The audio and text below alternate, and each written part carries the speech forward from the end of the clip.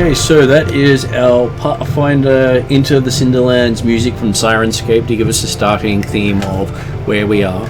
We're up to session number, would help us on the right game. There we go, right game. Session number 67, not D&D, Pathfinder today. With 317 days left for Doomsday to complete his task. Yay! Totally not counting you today. Totally not counting down at all. You mean I should have something flashing more there, obviously. have one of those like 90 like sort of chevron things coming across the screen every now and again. And then the party sits there for 3 months doing nothing as Doomsday goes, "What?" Yeah, Doomsday is just training it. What's this? 3 months of leveling up? Oh yeah, let's do it. Yeah, 3 months. Okay, so today we have people online, so we'll start off with M. Hello, I'm Juza. As previously stated, I only have 317 days left to live. So yeah, and I have Puppy and Giant, my 2 dog companions, and Pocket God that tells me how disappointed he is in me in all of my actions that I take every day. Well, hey, you have been giving him honorifics to a different name for quite a while. Well, yeah, I now know better, and I've now got it right, and I'm now trying to make amends, but I have 317 days to do so. And he likes to point that out to you. Yes. Every time I don't do something right in his eyes.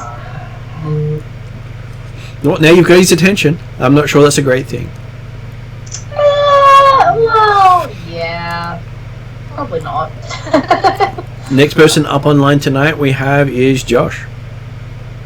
Hi, I'm Josh. I play Parry Holster, the buffest wizard known to man. With the largest count of applications for parentage. Yes. And all the bling. All the bling. People call me Mr. P. So bad. Mr. P will be an interesting nickname to have. Yes. And it has way more connotations than just... Yeah, anyway.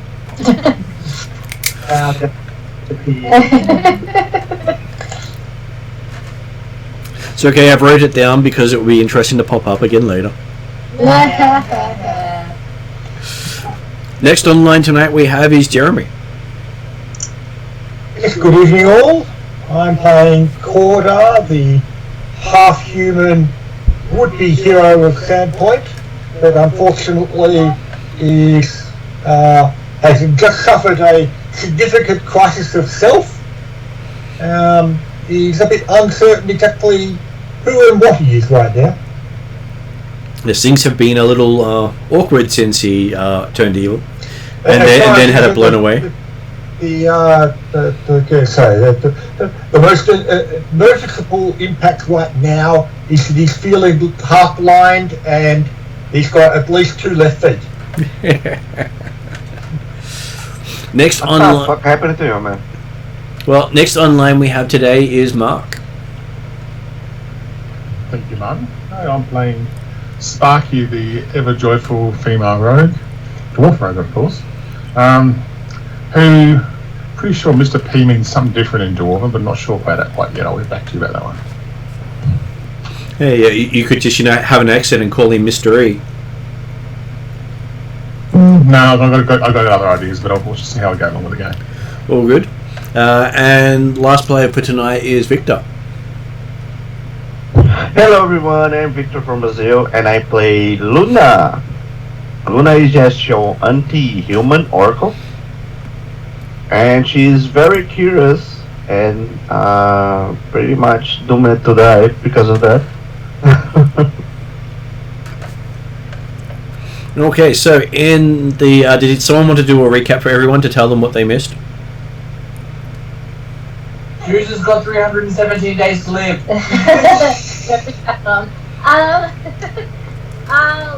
are currently dungeon diving for Soul from the Golden Goblin.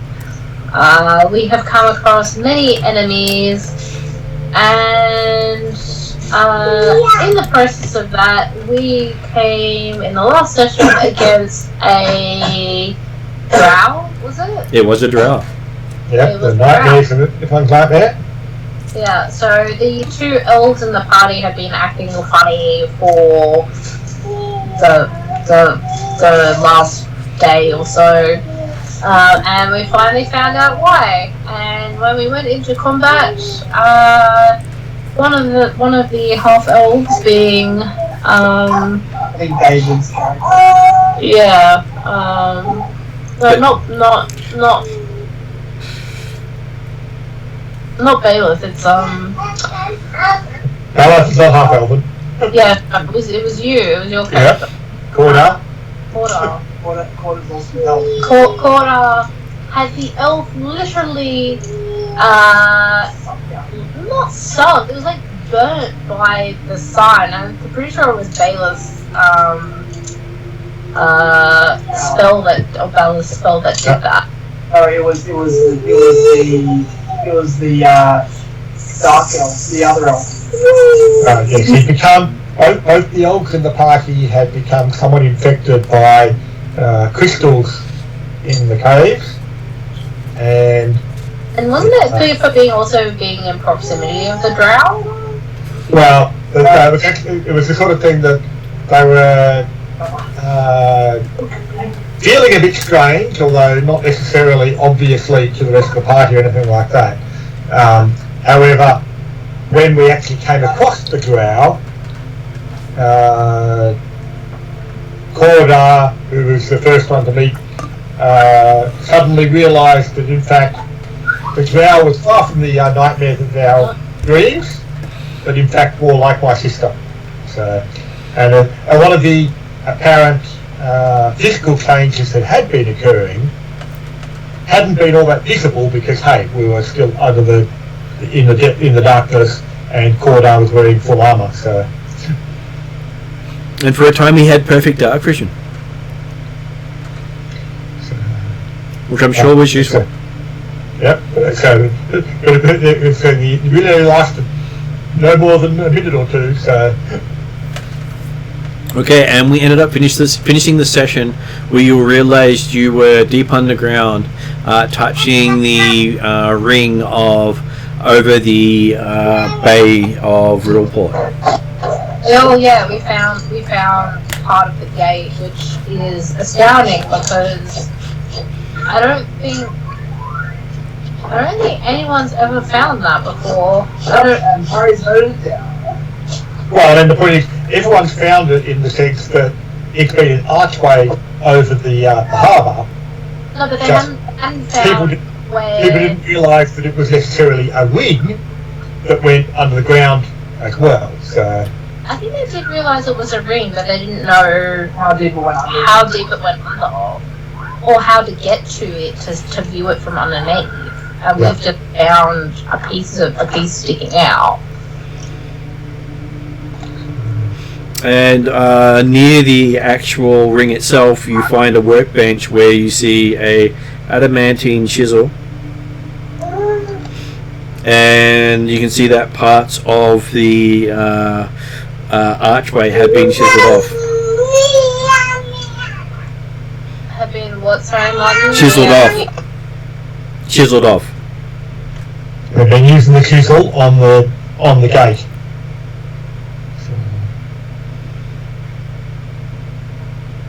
And there is a journal and a ledger here.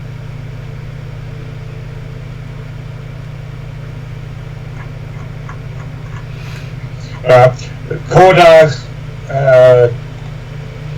effectively, he's just standing off to the side at the moment because he's trying to deal with the fact that he feels great holes within himself. He does. But it's all private for him at the present time. So.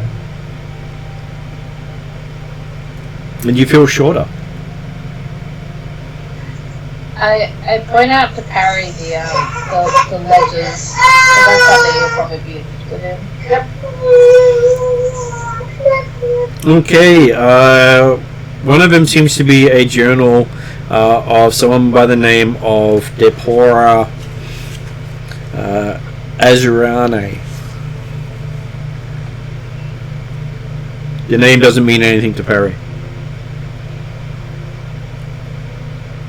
Dad? Okay. But still, I'm gonna read as much as I can. And the hand for the journal matches the ledger, which seems to be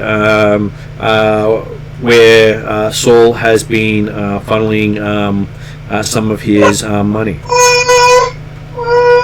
Ah, Oh, so this is Saul's missing skull. yes.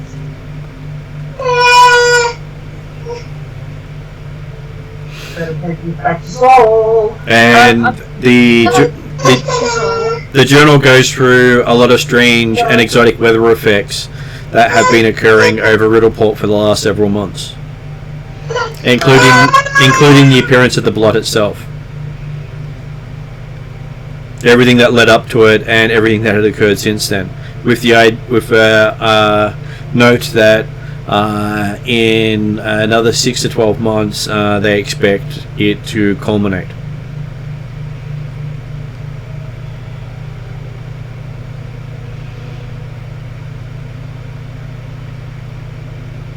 As apparently they've been trying to refine something that the blot is a side effect of. Is that and what does it mention any the reason why they've been chiseling away at the gate? And who else has been chiseling away at the gate? If Soul is in this, then that's very interesting. Apparently they've been keeping most of the details away from Saul, but he's been helping pay for things for getting rare ingredients and creatures for his fighting ring, and so they've been funneling the money he pays for that to pay for alchemical ingredients and shipping stuff off to a place called Devil's Elbow.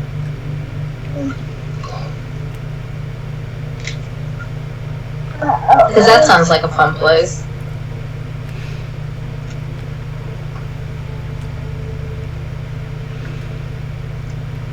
And basically says that activating the glyphs will pluck a star. Or black a star. Will pluck a star.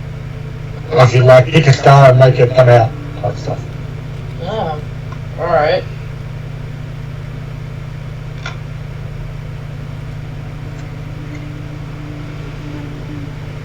And one thing you do notice is that now that the Dark Elf is gone, all the light sources she had have also disappeared. As in like all the crystals? All the crystals. They all shattered at the same time she disappeared.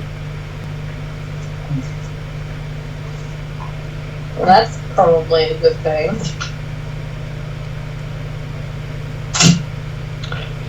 Can we make another light source? Oh, you've got light sources if you want them, because you've got your Wayfinder. It's just that your created light didn't work that well in the light from the crystals. But it's probably likely that Harry at least had already activated his Wayfinder if he was looking at the books. Especially since he was one that actually tried to activate his Wayfinder even when it was not going to work. That is fine. He now manages to get it up and working nice and bright. Am I with the party now, Martin, or am I? You are with the party? Oh. It's not like he had left behind. No, I just pat Paul Corder on the shoulder and go, it's interesting being short, and just walk over the rest of the party. So I assume I would have noticed that he was a little bit shorter than usual. So. Well, his armor doesn't fit him properly anymore. I'll teach you some tricks later, I'll tell him. So. He apparently doesn't even recognise or hear you. Certainly doesn't respond.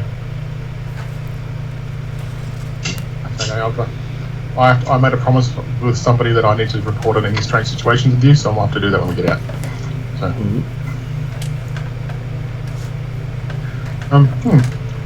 So we're at it's like a desk with a ledger and the chisel. Is the chisel still there as well? The chisel's still there. It's made out of adamantine. Has anyone looked at the chisel yet? Just before I say anything. No one has touched it. I was gonna collect it, but No.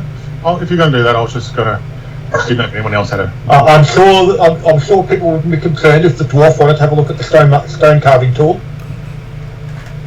yeah, I'll let the dwarf handle it. He probably has way more idea than I do. Plus, if there's a curse, you don't have to worry about it, do you?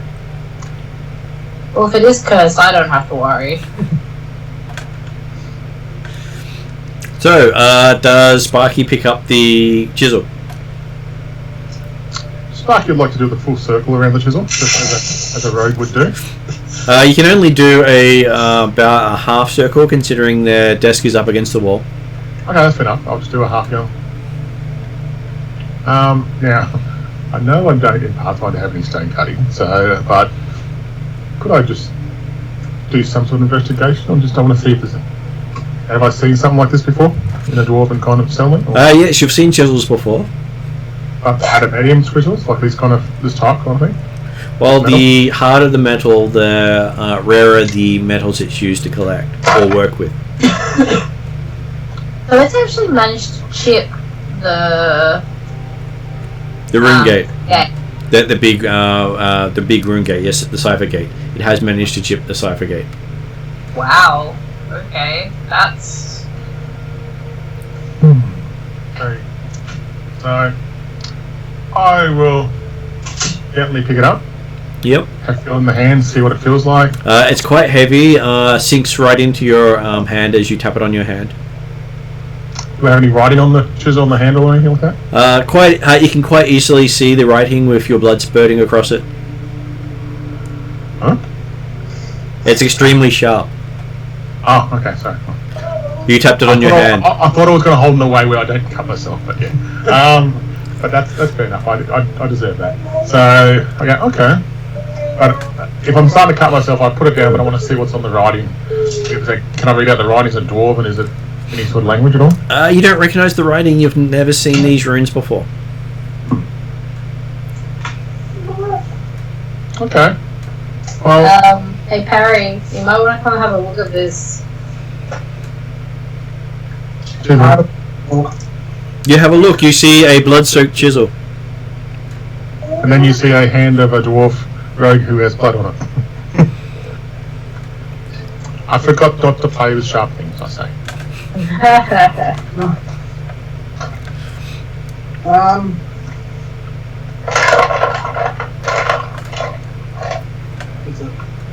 Do I see the runes on it, Martin? You do. They look rather disturbing.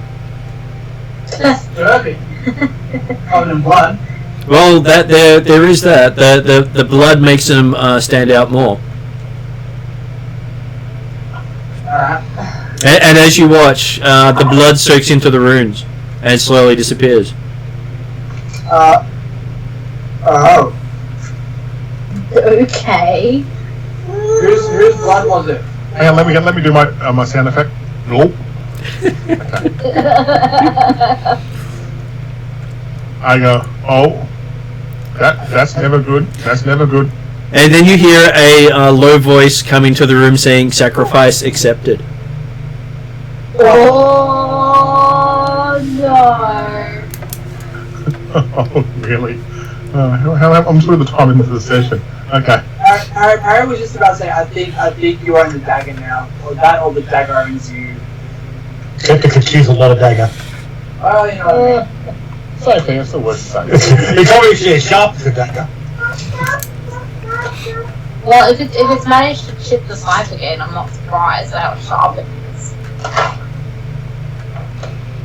Well, looking at it, it seems to actually be sharper than any dagger Sparky's got. Don't put your foot in there. No. No.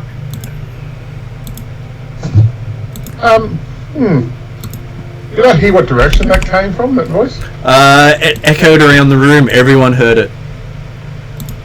And it wasn't creepy at all. And everyone's just looking at me, I assume. Is that correct? It's alright. It didn't creep Corder out in any way, shape, or form because he didn't register it. Okay. And welcome to David, who's about to join in. Yay! No, don't put your foot in there. Put that. You're gonna love this. Hey, you talk to demons, don't you?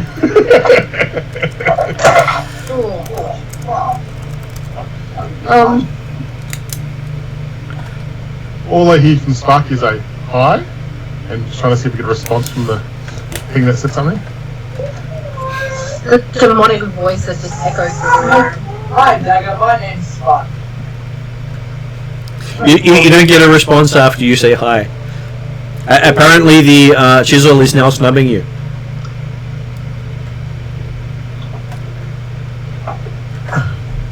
You cut me, I give you my blood, and you don't say hi to me? Any response? No response whatsoever. I feel very insulted. Yeah. Apparently it's quite cutting. Oh, I'm just thinking if I've got any sort of thing to wrap around the actual thing. Just checking just give me a second, just check my bag at the moment, and what I've got in there. I've got a bedroll. Okay, so I'm going to somehow cut some stuff with the bedroll, wrap it around this adamantium chisel, and You do know that you do have a party member who can pick up any cursed object without getting cursed. do I? Am I smart enough to think like that? It has been mentioned on multiple occasions because she got put on some cursed gloves. Okay. Hey, what do you want to do with this thing? Do you want to keep it? Do you want to leave it here? I was gonna take it for the sole purpose of not letting whoever's being doing this to continue until we find out more information, because you know, if it's what's causing, potentially causing all of these weird things to happen, we probably don't want it to continue. And on that, we can welcome David to the party. Yeah, let me tell you about the other time we spent like a week on the beach. Hey David, how are we going? Yeah, I fell asleep, sir. Not a bad thing. Please introduce Balath to everyone. Oh, yeah, good on David. I play Bella. Bella's an asshole, but he's good at it. And does people want to give him up to speed of where we are? Yeah, we found a ledger and a chisel. But we took the ledger. We might get somebody out to work out what's in the ledger. I believe Harry has that. Then, as Sparky usually does, he tried to touch the chisel. He cut himself on the chisel, and his blood sank into the chisel. And then a voice says, "Yeah." And then we heard a voice saying, "Thank you for the summon." Was there something like that, right? Sacrifice accepted. Sacrifice accepted. And everyone just looked at Sparky and going, "What the hell?" And we're thinking, we're just deciding whether we take the chisel with us or not. So, which we're thinking to do it. Not. Next time, throw yourself in, you meddlesome kook.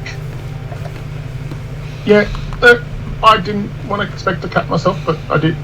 So, yeah, understood. No And the problem. amusing thing is, everyone heard it in their native language. Oh, look, Bella's all about it, but stop summoning devils or demons or eldritch gods or We can't go Cthulhu. Why did you stop?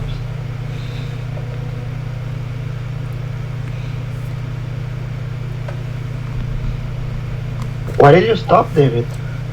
The whole What? idea. Stop what? Going through that kind of things. Oh, that's a list. Just stop summoning bad things.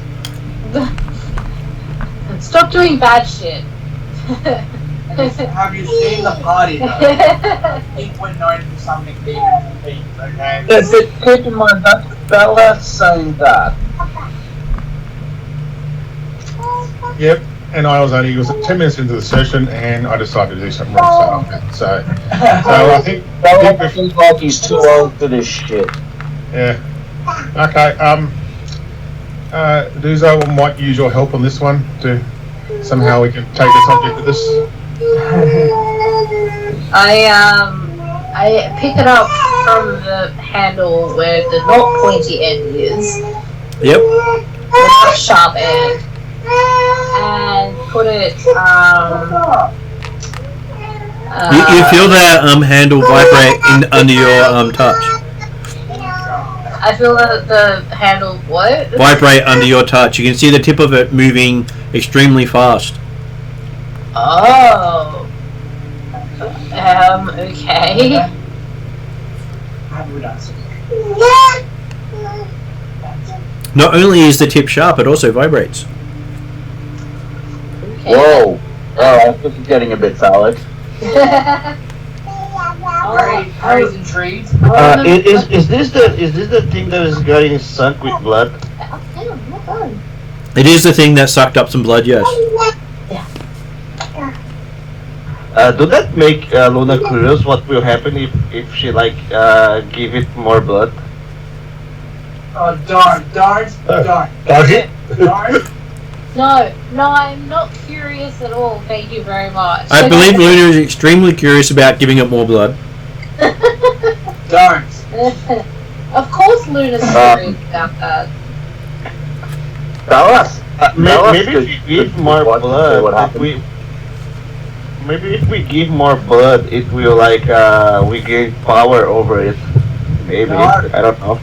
No. You know what, Luna? That sounds like a fantastic idea. You should do that. Don't encourage her. The last time I touched things like that, I got stuck with one in my hand. Yes, and the Was last very- time the omnipotent player who's playing you did something like that, I lit its pet on fire. Yeah, bounce again. Do we have any knowledge about the Shizu? Any knowledge that what it does? Well, So you know that it would probably be used by Drow. Harry looked at it, but he couldn't distinguish what the runes were. All that I knew is that it looked horrifying, and whatever looks horrifying in Harry's mind, which is quite difficult. Don't do it. Can I try Lord Thassilonian on it? If I can see something? You can. Alright, I didn't pick up my D20s. Let me pick one. Yeah, 1 second.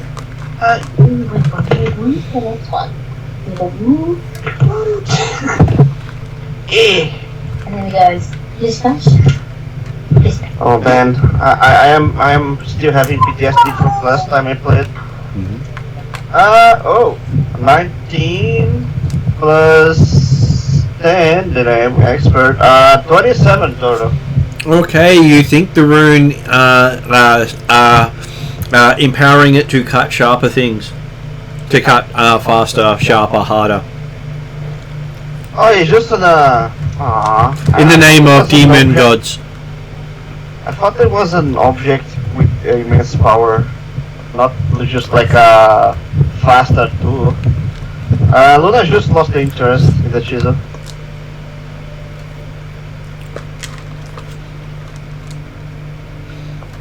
Hey, someone's using demon power to enhance basic tools. That's got to be something to Luna. Yeah, but it's just like it will go through stone faster.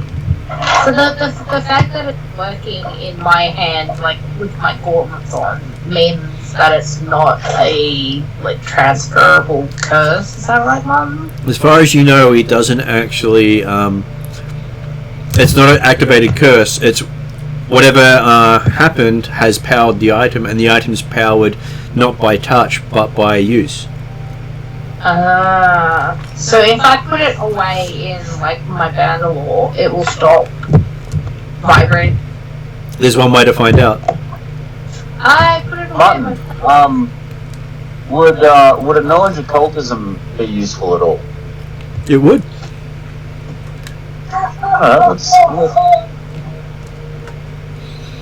And if that doesn't work, then a knowledge religion. Hang on, let me just get my first ruler.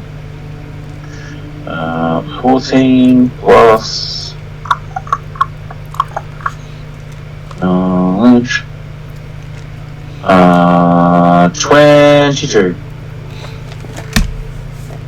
Okay, you do think that if she does put it away, it will stop vibrating, but if you leave it long enough, it probably would require more blood to power up again.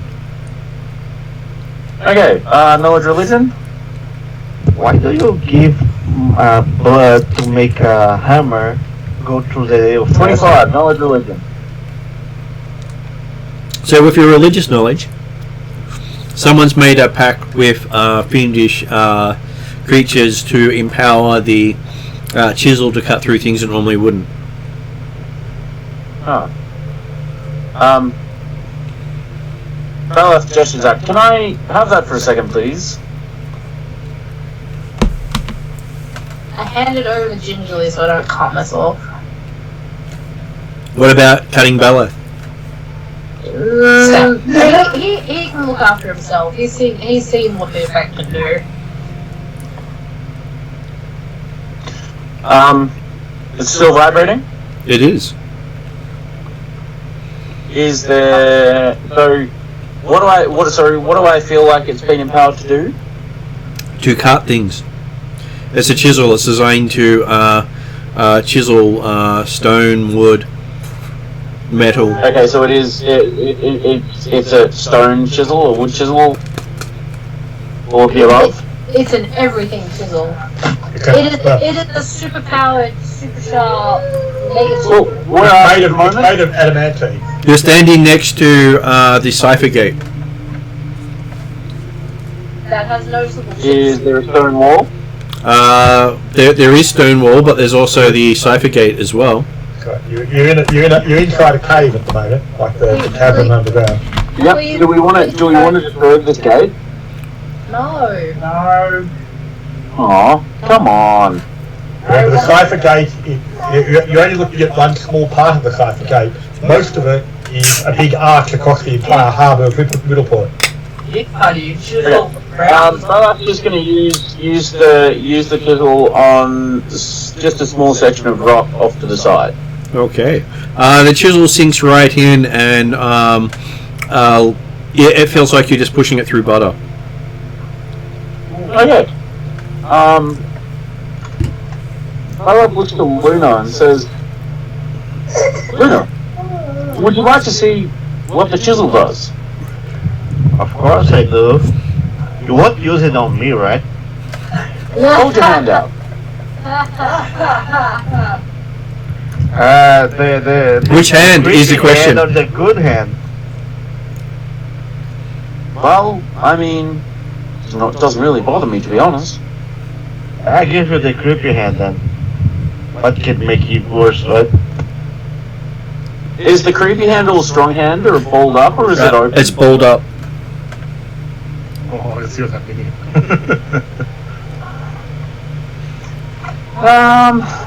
Just trying to think. Give me. I'm going to use a medicine roll to determine whether the special properties of this chisel could potentially force Luna's hand open without breaking it, or even be beneficial. Sure. Just What was that, Josh? Could I make a knowledge arcana roll behind the dagger in terms of what possible sources of magic we're dealing with here? You can, once you point out which dagger we're referring to. Sorry? You keep calling it a dagger, it's a chisel. Oh, chisel. Sorry. So good. So what did you get, David? 20. 20. With your 20, looking at it, you think it may work. Powerful magical item versus powerful magical effect. Well, what's the worst that can happen? Earth has a go. So he swings the chisel into the hand. I mean, swings is a really disturbing way to put it, but yes. Okay. You see the chisel go straight through Luna's hand, and what appears to be a medallion fall out the other side. Ow. Did my hand back to normal? No, there's a chisel through it. Okay. The left withdraws the chisel. Now you can actually see through your hand. It's soaked in blood now. No. Luna wanted to give more blood, didn't she? Of course. Was there actually any blood in that crippled hand of yours? Not until the chisel was pulled out. Well, can we now see more clearly the runes on it, or we could before? Now it's just red. Or are you worried about the hole in your hand and the medallion that fall out of it? Bellas also says to the party, no one can see the by the way, medallion, somebody but- has sold their soul to empower this chisel. It's demon magic. Oh, okay. So only if we give it blood it'll become power. You Is had that correct? on the order. I mean, I don't know. Would you like to find out? Oh no, I've done it once. I don't need to do it twice. It's okay. But I think we should probably still take it with us because it could be dangerous in the wrong hands. And yes, Yeah. and everyone can see the medallion on the floor, which it was not visible to people in the past. Updated? Yeah. This is Can I wear the medallion as normal without like getting stuck in the hand? Like that? Like put it on my neck? Possibly. Cheeky Bob. Yeah, I will put it on my neck and like try to soak the blood off my hand and stuff and do its first aid and stuff. Well, your hand's still bleeding, considering it's got a hole right through the middle of it. Yeah, I will try medicine check later when we can. No, look. I put the hole in your hand. Let me at least try and stop the bleeding. I think some positive energy is probably called for at this point. Quite possibly. Look. I mean, it's probably a waste of a spell, but we're gonna dual round heal the hand. Yeah, Harry's got some positive. Thank you very much, Willard. The only positivity you've got is the test results. Stop playing with hordes. The thing is, I got my normal hand again.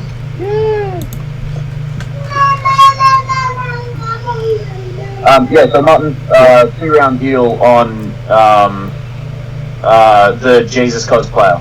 Okay, so yes, you manage to heal up. You see the hole darken and close up.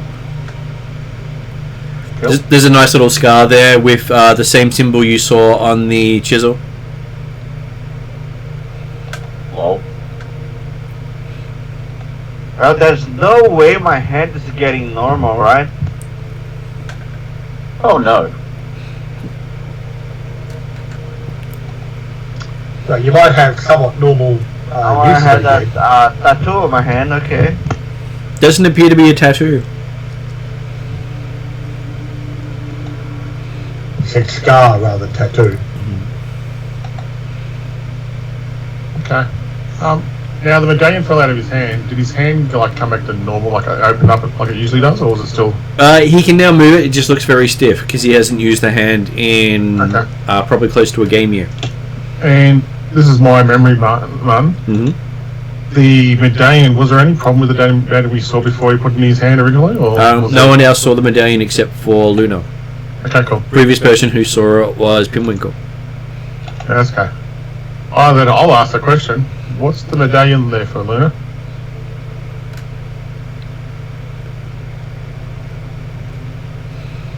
That's you, Victor. Yeah. I put it on my neck, man. Why did you put the what? So you've had that medallion enclosed in your hand, and you couldn't open your hand. Is that right? Yeah, but I put it on my neck. It wasn't stuck in my hand because I put my hand on it, and well, you remember last time we were under that Cousin Regent stuff. But this time I just Sparky, I don't remember because Sparky was never there. Sparky was never there. I was just later on. Oh yeah. I just will wear it normally. But okay, I have a feeling that putting it around your neck might make it worse than what was in your hand. But okay, well, Sparky doesn't know the medallion had any particular significance or couldn't be seen before. No. The only people who knew that was Balath and Cordar, and Cordar's certainly not paying attention right now.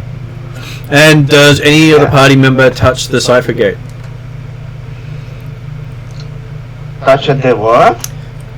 The archway that goes over the entire bay of Riddleport. You're underground right next to it right now. I would, if I was interested in it, I would ask Harry to investigate it first, based on he's a very smart dwarf. Being a dwarf. Poor dwarf. And elf. Isn't Harry half elf? And half dwarf. Oh, he's half dwarf. Okay. And both his parents were originally human before they changed race. I don't know if you can hear in the background, but Mia's finally cracked the shit, so we're just gonna try and put her to bed. That's okay. I don't want to touch the thing at the moment. I'm waiting for somebody else to get some more investigation on, because touching things. Yeah, huh? Don't be ridiculous. Belaf touches it. Okay, as Belaf touches it, you see his hair start to stand up. His eyes roll back. And Belaf hears in the back of his mind, "Welcome, disciple." I'm not a disciple. Get out of my head. So he gets to make a will saving throw. Crap.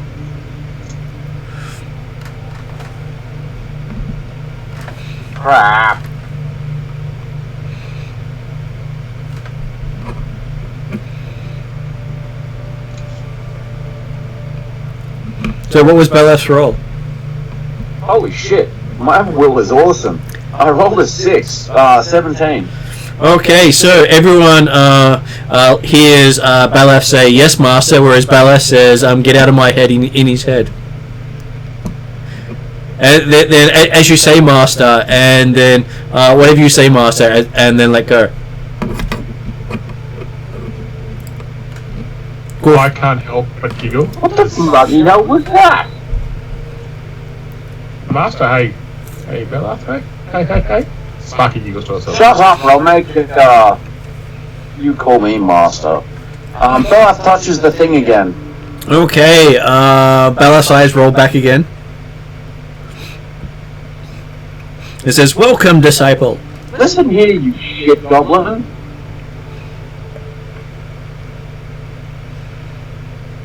Sorry? The person seems to be listening. Listen here, you shit goblin. You're not my master. No one's my master. Make a will saving throw.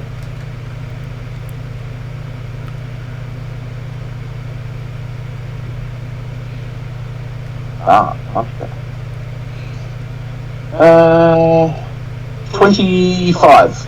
Okay, so everyone else hears Belaf go, "I apologize, master. My fault, master. Whatever you say, master." Before he lets go again.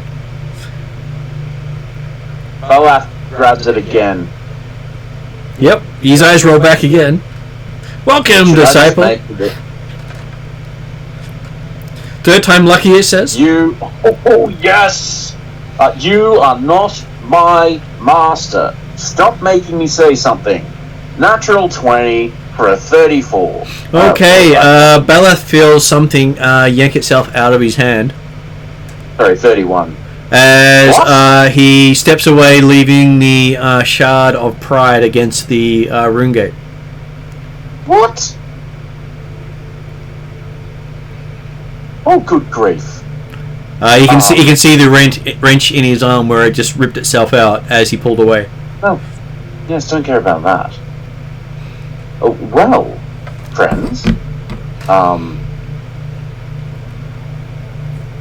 that was interesting.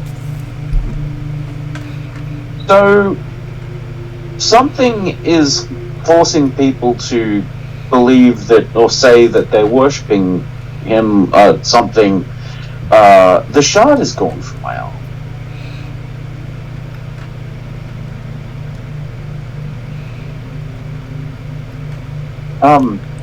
Cordar!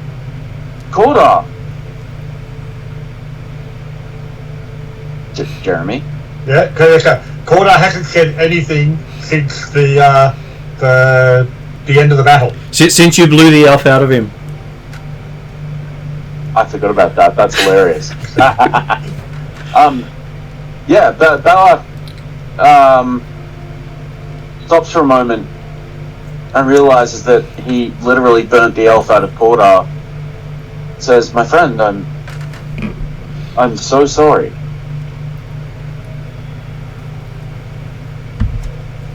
I can't believe I did that. I can't believe that happened. Are you okay?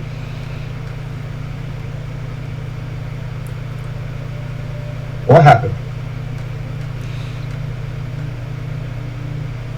I mean, I kind of blew the elf out of you.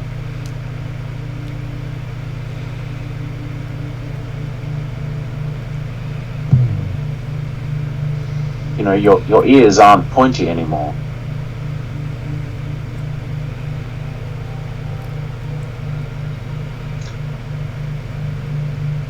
Yep. Like his ears, but yeah, he's out of it. Oh.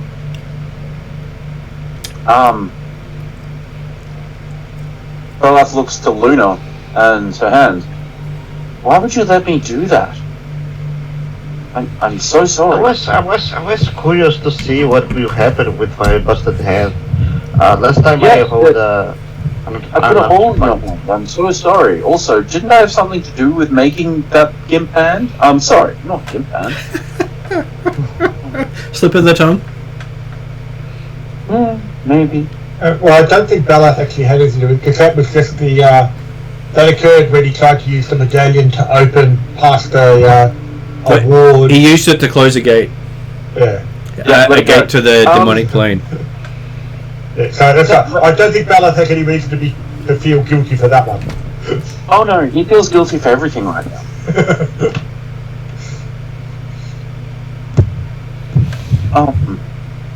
Good grief. No one touched that stone shard.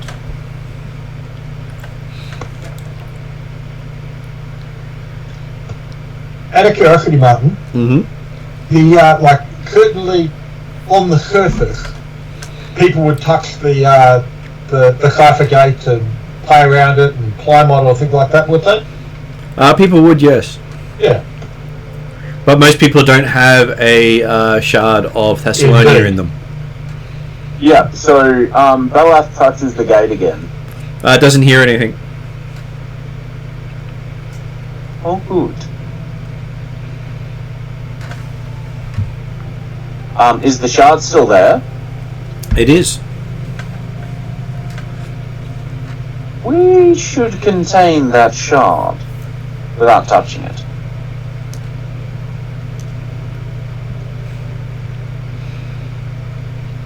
Duza happily picks up the shard with probably no issue. I was going to say, Oh, good. Balath would be aware that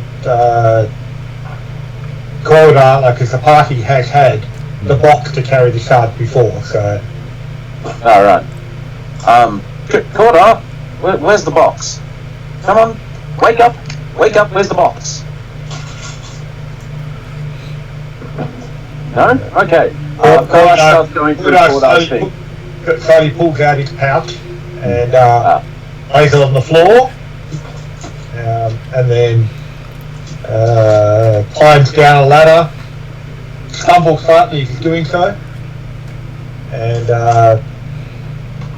starts looking for the box amongst the shelving. It's right where he left it, though he can't see it quite clearly anymore because, hey, it's dark.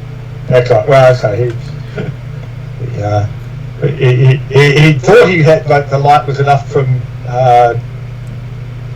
Harry's wayfinder, but yes, coming down to the pit, he realised, hang on.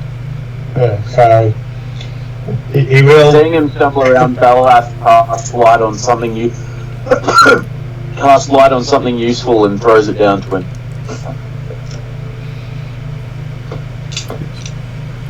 You can see. Mm-hmm. Yes, you find the box. Eventually he'll recover the box, yes.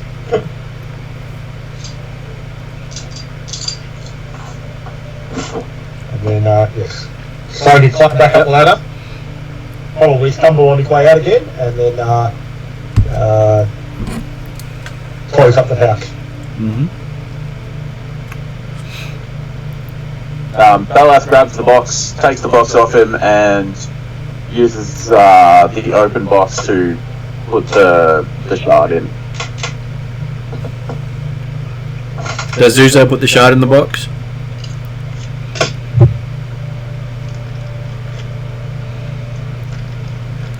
Come on, it's not the Ring of Power, just put it in there. Yeah, I put it in there. Okay, yes, it clanks in.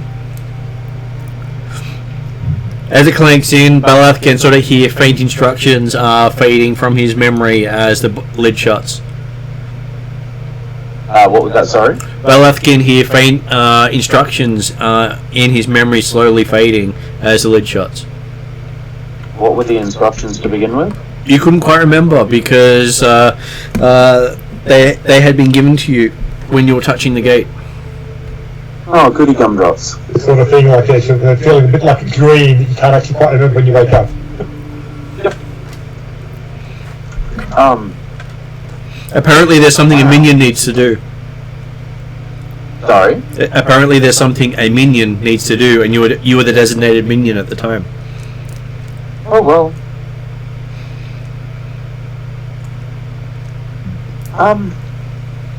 Now what? Well, I guess one question is, what do you do with the box? Give it back to Corda. In which case, considering how slowly Cordar's moving at the moment, he probably hasn't had time to actually repack up the pouch, so he'll go back down the ladder again. It hits the top of the hole but doesn't go in. Lol. Is that the first shard to go in the box? Yep. The first attempted, yes. The first to be put, first time someone's tried to put it into a portable hole. Have another shard? You do have another person with a shard, yes. Well, we also found another shard that went directly back to Magnum. Lady Hindmarsh, Mm-hmm. I think, from memory. And that's the one that Parry has. Yeah. Mr. Bling. Yes. Which is why the box was empty again. Okay. I'm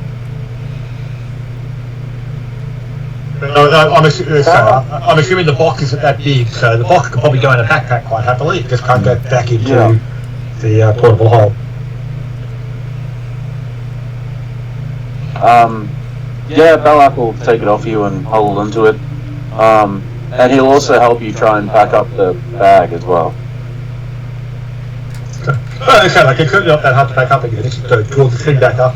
So it's just go with it. well, exactly. He certainly will accept help because obviously, he's not moving normally. Yeah. Yep. Bella's not used to the horrific smell of the bag. Yeah, don't want to know about it. He then sits you down and sits beside you, and just sort of stares off into the distance, thinking about all of the eyes in his pockets. Yep. And just exactly how many of them he's collected and the deals he's made. Mm-hmm.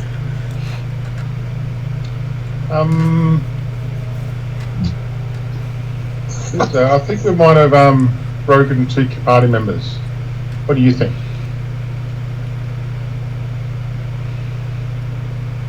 Who was that to? Luna? To him. I think they ducked away for the time being. Okay. Well, I'll talk to But yes, you can still wait that statement. I'm here. Sorry, I just I missed what you said because I had the iPad down. No, I'll look at both Luna and Parry and Doomsday and just go, we've got 2 broken party members here at the moment. I think we have a few more than 2 broken party members. Oh yeah, but I've always been broken. But yeah. Was there anything else in the room we had to do? Was that it? Because I think we should get out of here. Well, we got the ledger that we came for, and we've got lots of information on the Cypher gate. As presumably alert adventurers, probably the questions you should be asking is, are there any other exits from this room? And has anyone actually searched the Drow's body yet? The Drow doesn't have a body. It disappeared when you defeated her. Yep. He got sucked to hell as far as you could tell. Shadow. Yep. And obviously, it didn't know where it went because it all went dark at the same time. And the shadow winked at Duza. So, but then, the other question is, are there any exits from this room other than the one we came in? Only the one you came in. Right. Because obviously, when we first saw it, we didn't really get a good look at the room because it immediately went dark down the corridor. It did. So, and Cordar actually, because I don't think anyone in the party actually saw Cordar go Drow, A, to the armour, but also B, because he'd run down blindly down the darkness to get to the Drow. So. No, I'm pretty sure Bella saw you go Drow. Okay. You saw Parry starting to go Drow. That was why. No, so what happened? I thought I saw. That's right. That's why you did see him with the light. We because we I didn't used the iterating see him go Drow, but we presumed it was Kodar because he was wearing the same armor and equipment. And that's right. Yeah, the light the darkness did drop, and then yes, apparently you were facing up against 2 Drow, but one of them was in Cordar's armor. Yeah. Yeah. So Balath actually used his brain, unlike you idiots usually do, and burned the elf at him. And it was successful. I would walk over to Belath and Cordar and just look at him and go, are you guys okay to come out of here? Do you want to stay a little bit longer? I could yes, I could leave. Yeah, I just making sure you're okay before we go. Cordar will aim to take the lead as he normally would, but it's certainly clear that Cordar's not entirely himself. Is Bella's hand still kind of open from the or not? It is still bleeding from having the thing ripped out of his arm. Yes. I do say you might want to heal your arm. Do you want me to do some medicine on it for you? No, it's fine. I can manage. Thank you. Okay. Cool. I'll just hang around Bella to make sure it's okay on the way back. Cordar seems to kind of be okay. Still keep an eye on him. So. One eye on each? Yeah, it doesn't calculate as many eyes as somebody else, but yes. That's okay. I'm sure that Balath can lend you a couple of eyes. Oh, well, I'm sure he can. Okay. Well, if everyone else there's only one way out of here, and we've got what we need to get. We want to head back, and I'm trying to remember. Was there anything that we had to avoid on the way back from my memory over 4 weeks ago? So. Well, they did deal with the troglodyte chameleons. They did deal with the spores. They did deal with the white, and they did deal with the eels of unusual size. But did the party actually find the stuff that got stolen from Saul's cellar? That was the ledgers. Right. Because it was was writing a lot of the stuff that he was dealing with. Yep. But it had been. I knew something had been stolen, but I couldn't remember what it was. So. He didn't go into details. He was just saying some books had been taken. Right. Yep. And do you think the diary will be the journal will be quite useful to you? Because the journal isn't Sol's, is it? It is not, but it does share some of the handwriting in Sol's ledger. I'm presuming that's the drow. You presume it's the drow, or one of Sol's other accomplices who have either died or disappeared. Hard to tell because there were a few people who disappeared around the time you joined him. Yeah. Like our other dwarven friend that got dead. Yep.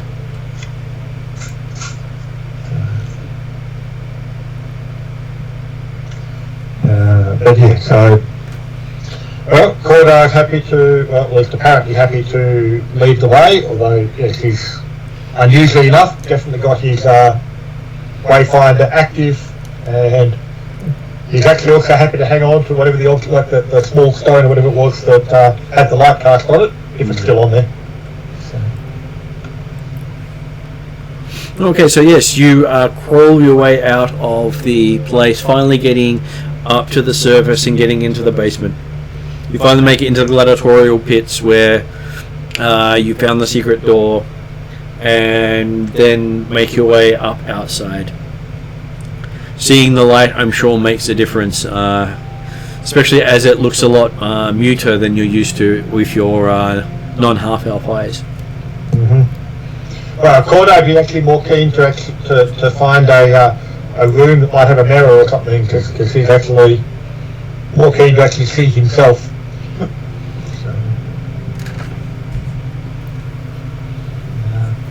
Unless Saul will, even if Saul is there waiting for news, Cordar basically going to go past him and just aim to go to a room and.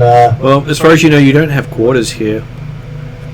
Yeah. And you do know that Parry has a house on the other side of the city.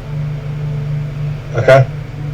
So, but like even if there's a mirror in the back of the bar or something typed up behind the bar, there is. He'll be going in, taking his helmet off and having a look at in the mirror type stuff. Do we have our quarters still, or did they get given up? You still have your quarters, but you never shared it with the other party members yet. Because they didn't know about it. I tapped Cordar on the back and told him to come upstairs. With a wink and a smile? Yep.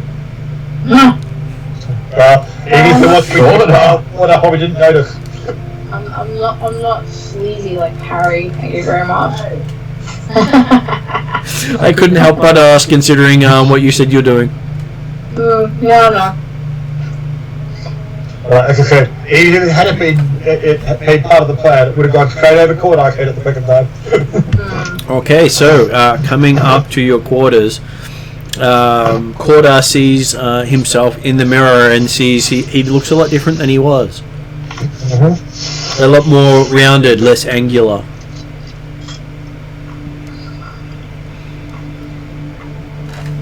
I'll give Cordar a perception roll.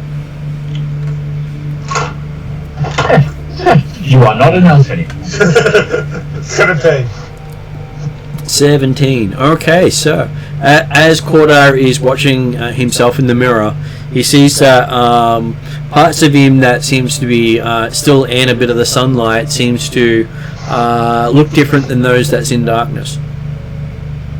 Oh my god, you're an elf vampire type thing. Yeah, let's be You're only elvish when you're in the sunlight.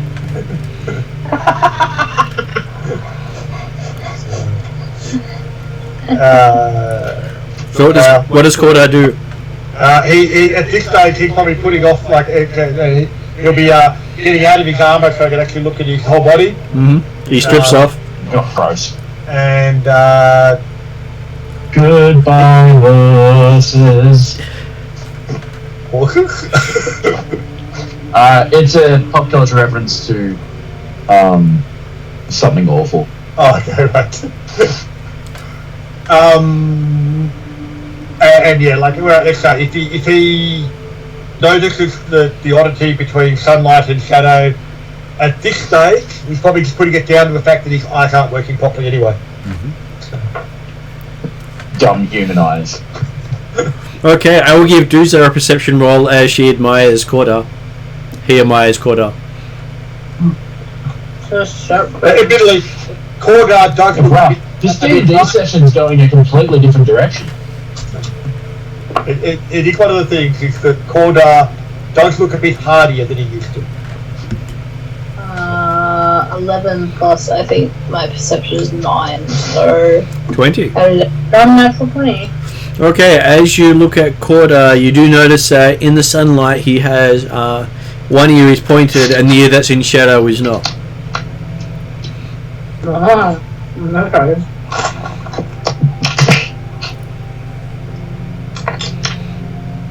Can he see that? No, he's too busy looking at the rest of him. And also, like, noticing what's apparently missing rather than what's actually there, so. He's too busy calling a howl from Hell's Moving Castle. I'm hideous! What's the point in living if I can't be beautiful? It's close to that, but he's like, out the previous words. Yep. But as I said, from a player perspective, on the plus side, he does get more hit points now. He is a bit buffer. Yeah.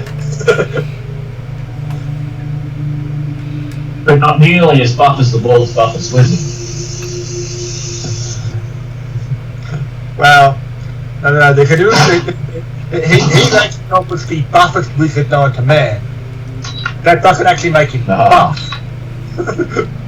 It's just buff compared to a wizard. Yes. And to men, not to elves or dwarves. I was going to say kind of like elvish compared to elves or elvish compared to half-elves. Of which you are neither. Indeed.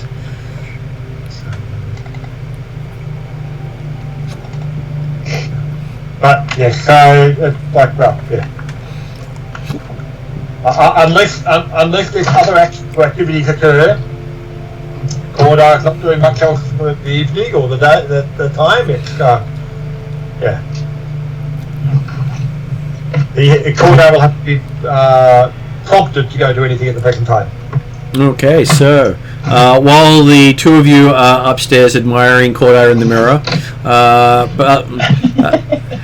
Baleth has been greeted by a elf with a hawk on his shoulder. I didn't know it was walking season. You're a druid. A druid. No, I'm not a druid. This is my bloody hell. What? Of course I'm an elf, he says. What's wrong with being an elf? Well, I just burnt the elf out of someone, so, I mean... No, this is Ganmead, by the way. Who? Ganmead. I've been training him to hunt imps. And ravens. Ah. Apparently... Why ever would you train them to do something like that? Apparently some ravens been known to hunt children's eyes, so I've been trying to find said raven. But I have suspicions that it's an imp because it sounds something very devilish.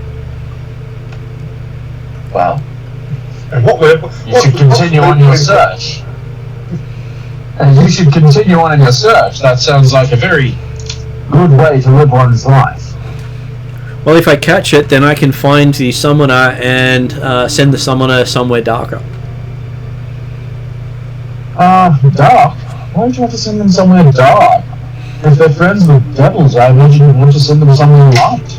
Well, we can send them to spend time with their friends. I'm sure that would be an improvement for the world. Yes, I'm sure that person has never done any good whatsoever. Well, how could anything good come out of demon worship? Yes, how could? I mean, anybody who worships demons would have to be a fool, but I guess maybe someone potentially thought to harness the power of devils. Or trick the power of devils. Why would you want to do something crazy that they've had far more years of practice with doing contracts than humans ever will? Arrogance and pride, I'd say. But you do seem less prideful from the last time I saw you. You've seen me before? Yes, before you went down. Went down to where? Georgia. So before you went down under the Gold Goblin. I prefer not to go down on goblins, thank you very much. But he's actually talking about the cab we just got out of. Yeah. But it can be quite obvious if Balath is still a little bit coming back to himself. So he says, did you guys discover anything while you were down there? Did you find the drow? Oh yeah, killed him. Was it him? I thought it was her. I don't care, I don't really. It could have been. I don't know, all those look the same to me. He just sighs, sometimes he thinks you humans are far more observant than he should give you credit for. Yes, and sometimes we just don't care. It was a drow, it's dead. Are you sure it's dead? Do you have the body? I don't know. I really... exploded into darkness or something? I don't know.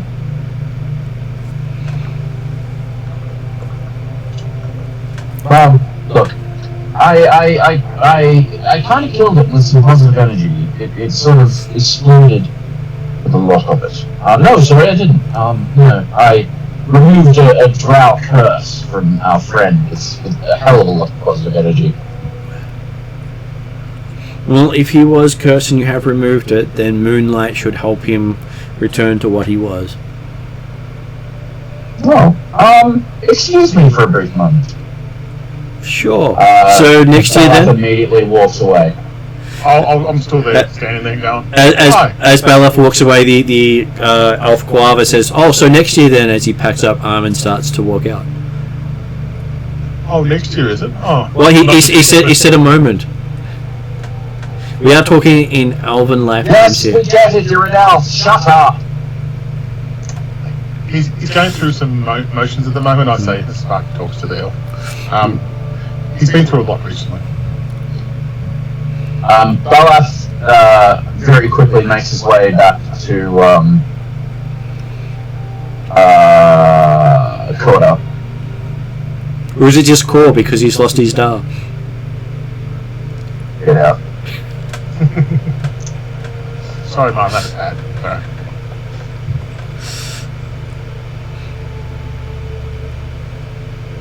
Koda! Oh, of course, are you naked? He'd have his claws on. Well, that's good. Koda, still more of you than I care to see. Was it moonlight or sunlight? Moonlight. Koda, you know how you're sort of missing something? Obviously. Moonlight, my friend. Stand in as much moonlight as possible for as long as possible. Apparently, that will help get you back to your old self.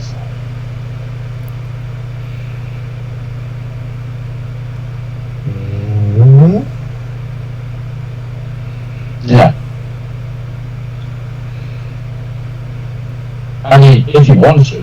I can imagine why you would want to stay human, but if you want to go back to your pointy way of life, then yes, moonlight. You need to expose yourself to as much moonlight as possible, preferably with clothes on. Don't hang around children in the moonlight naked.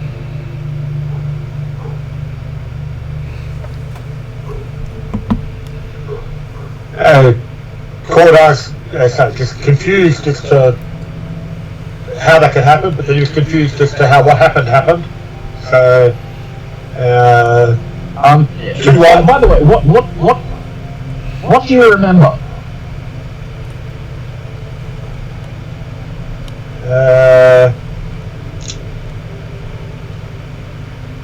Chasing the enemy down through the darkness, and then realizing they weren't the enemy. Yeah, you were turned into a drow. They cursed you and you saw them turned into a drow. I was forced to burn the drow out.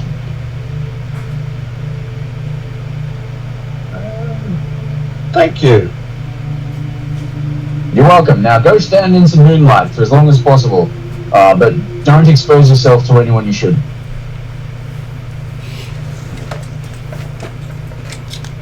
And so, is it actually, what time of the night or day is it? Well, sun's just setting.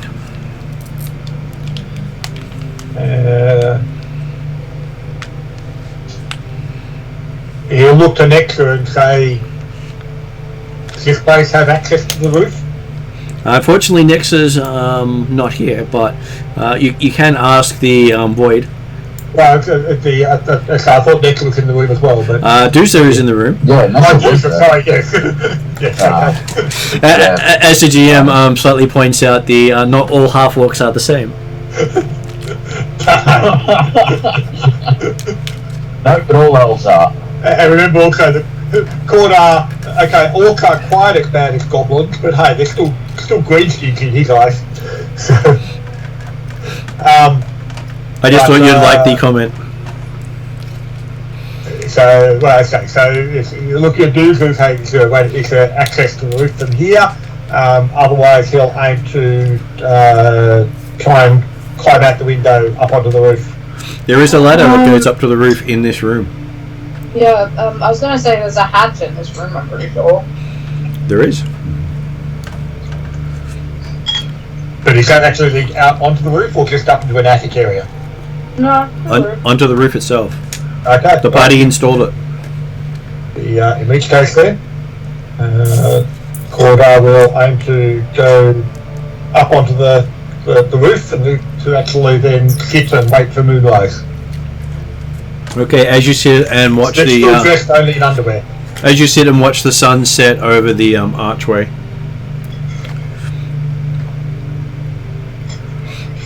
You see a fourth rune light up on the archway. A what? Light up? Fourth rune. A fourth rune. But did I know how many runes were there before? Yep. You saw three. You saw three previously. Sorry. You had seen three previously.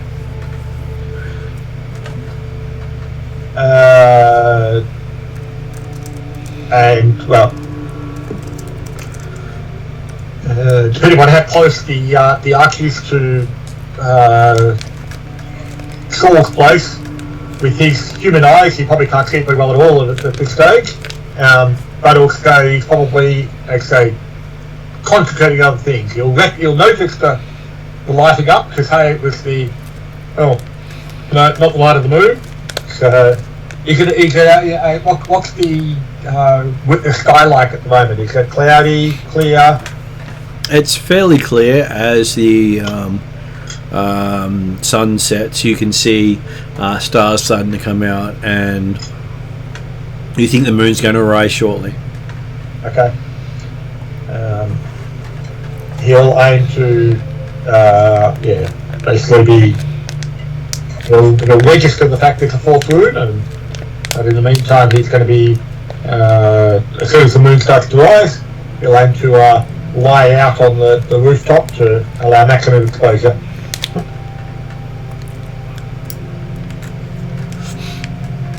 when the moon does come out, Gordar feels the calmest he's felt in a long time. Or at least certainly the last couple of hours. Well, it's very rarely have you actually just rested by moonlight. Yep. There's been so many pressures over the years to get stuff done. Yep. But so while Cordar's busily greeting the moon, what's everyone else doing? Did Wishing he'd never seen Cordo with no clothes on as a human. Did we, any of the rest of us, see the room gate, or was it just Cordar? Cordar was the only one who went up onto the roof and was watching. Everyone else was busily doing other things unless you went outside. I probably would have let him be. Give him some private time. Yeah. Everyone needs that private time. He looked like he needed it. Even Juicer can understand that. Harry's going to study the ledgers again in more detail. Mm-hmm. See if there's anything he missed. As you study them,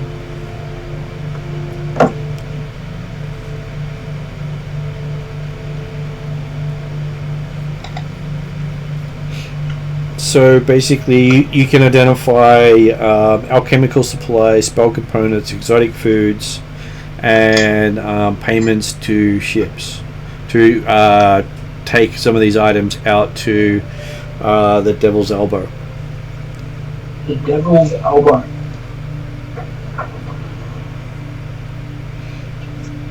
And then all the effects of the shadow, and basically how they're trying to minimize and what each of the changes have wrought. Not saying what they did, just that this change caused this effect, this change did that effect. Oh. Basically, what am I trying to say? Study notes and it's basically a case study notes. Yep. Yep, on how they're using certain things like the crystals and alchemy to do things. And they do say that the shadow should disappear when the seventh symbol is lit up. Seventh symbol. They've roughly done one a month.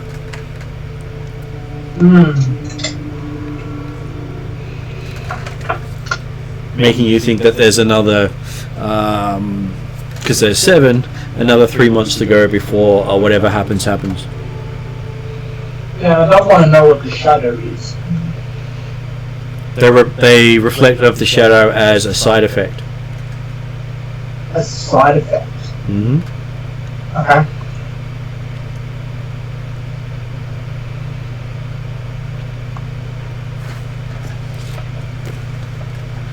Interesting. But they believe the shadow will disappear when it activates. Yeah.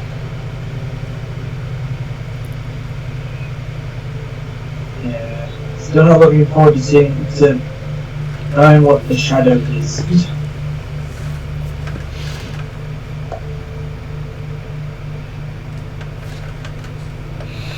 Okay, so while Parry's busily looking at the journal, what is the other 3 characters doing?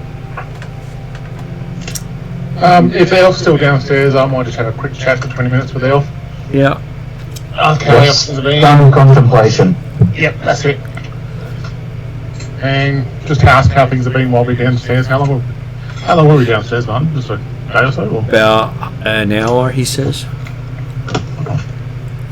It wasn't that big a cabin. This Elf, just from my memory.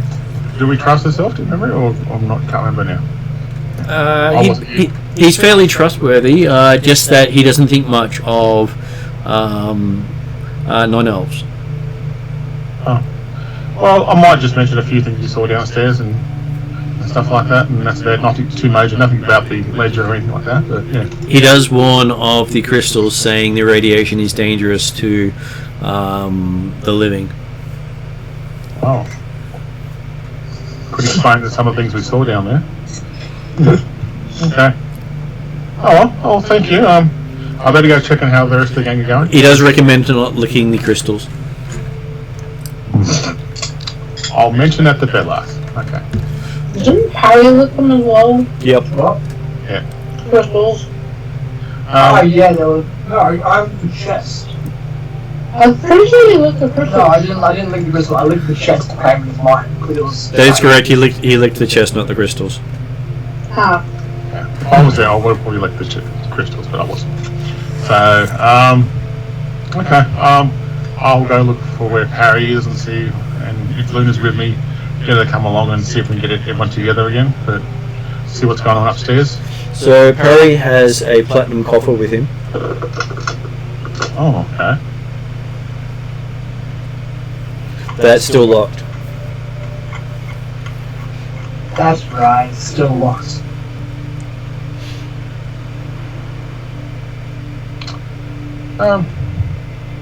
So do you think we should get the rest of the gang and then maybe in the morning go off and hand off our ledger? Or what do you think, Barry? You can see him currently going through his ledger. Okay, this looks like a non-talkative day. if we're in a pub, aren't we? We're in a pub, aren't we? You are in a casino, which is also their home.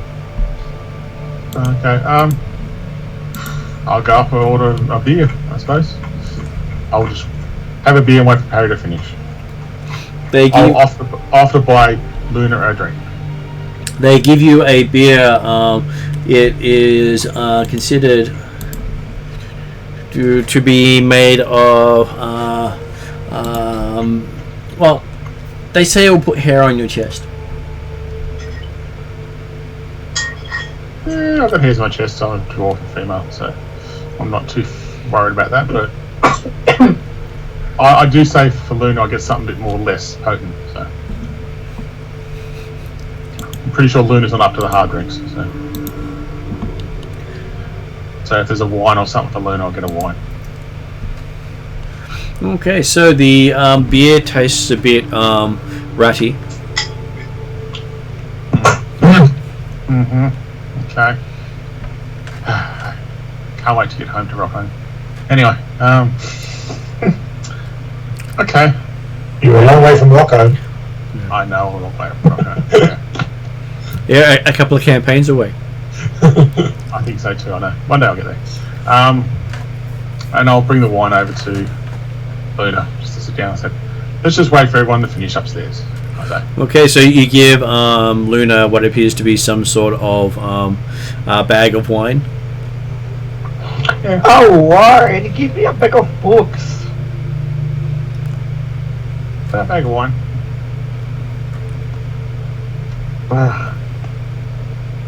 It's a speciality around this area. It's called, I think they call it a goon, something like that.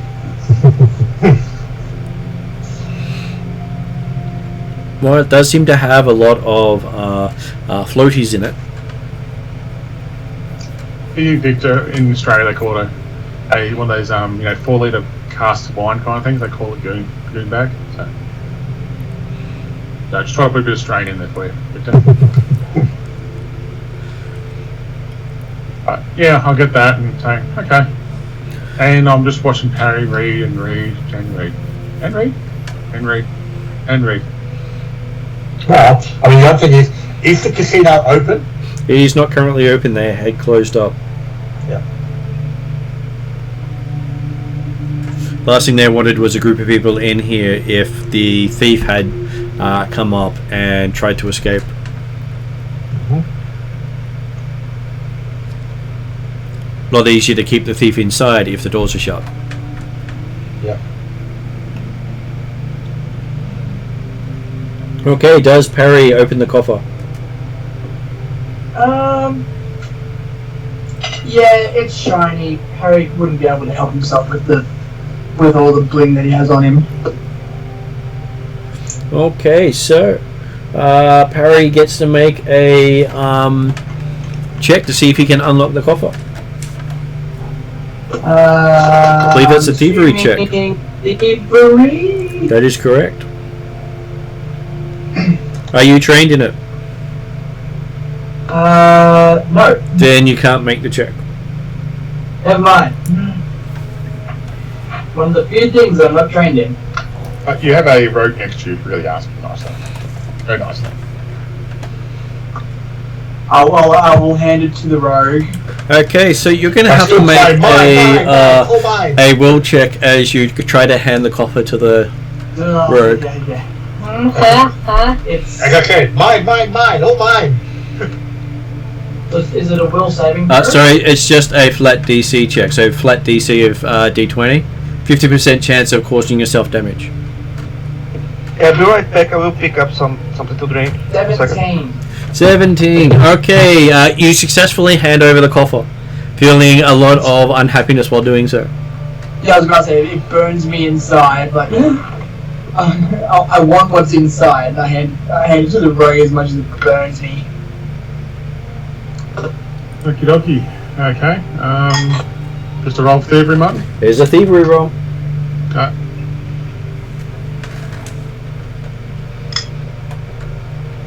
Uh, 27. You find it to be quite a well-made lock as you pick it open. And you see inside some platinum and onyx stone, a small bag of diamond dust, a glue with a strange pasty liquid in it, and a bottle with a orangey liquid in it. I don't want to touch them, but I said, here you go, Harry. This is what you're after. I'm a bit of a nice rogue, just thought I'd put it out there. Is it missing the onyx now? No. Have to ask. It would have had to be fair to charge for services. A certain other character probably would have had a go at it, but not this character. So yes, Parry sees inside and sees treasure.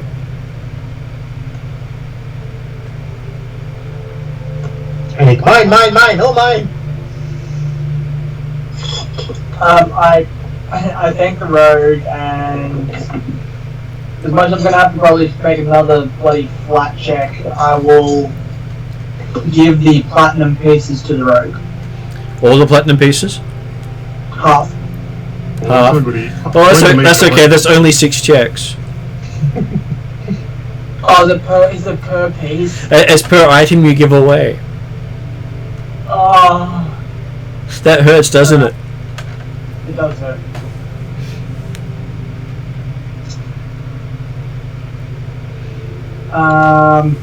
God. Okay.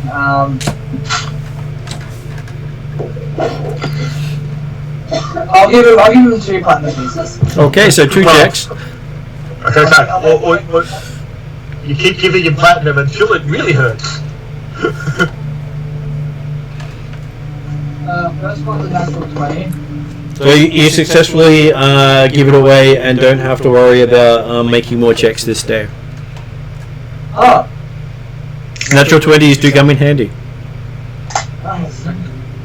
Just 2 platinum points, Martin, is that right? Do I feel that on the second piece? You feel that it's a lot easier to give away the second piece. I'm intrigued. I'll give him a third. You give him a third. You still don't feel bad about giving him the third. I'll give him the original half. Does that mean you take 3 back and give him 6, or do you give him 6 after already giving him 3? As in he'll have a total of 6. I'll give him another third. So yes, he's now got 3 platinum pieces in his hand. 6 platinum pieces in his hand. Cool. And I again thank you for opening up this little coffer. Don't worry, you think the coffer's worth 1,200 gold. Just the Which box. hopefully by then I will have no more bling on me and we can split that.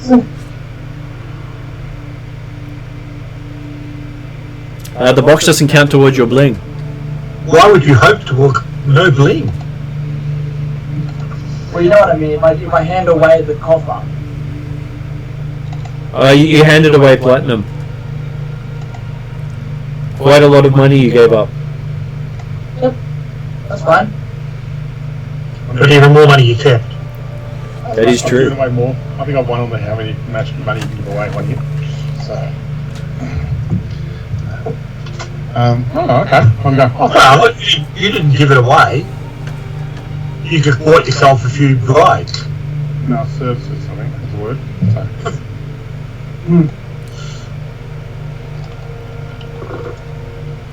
Well, I think that when the ladies are in different places, they count as male lord brides. And suck the bus. I've got enough. Hey, listen, I've got enough for a lawyer when I actually find someone who's actually got my son.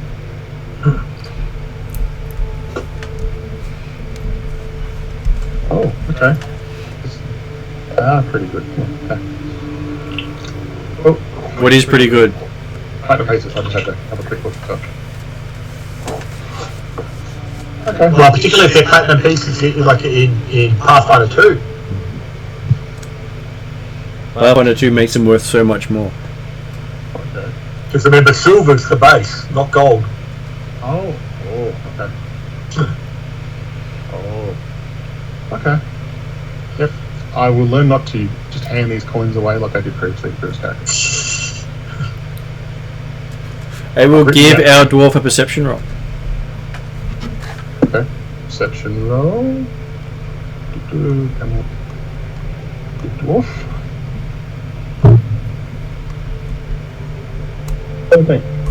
17. Okay, looking at the coins. They are old coins. Old coins again. The trigger of my issues. Okay. They date back to a time barely remembered. When the dwarves first came out onto the outside world. Are they dwarven or are they just platinum pieces, old platinum pieces? Oh, they do look dwarven. Okay. Because a lot of those coins were lost or ransacked by various people. 1 second, Paul. 1 second. Okay. Well, I'll sit down. I said, how long do they usually take upstairs to get stuff sorted? Look at Parry. I just not you reading the ledger.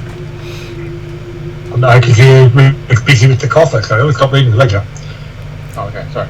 So he's now busy with the coffer now, not the ledger. So, I'll just sit down, wait half an hour, and if no one comes down, I'll go upstairs. Though you do notice that Parry still has the shock white hair.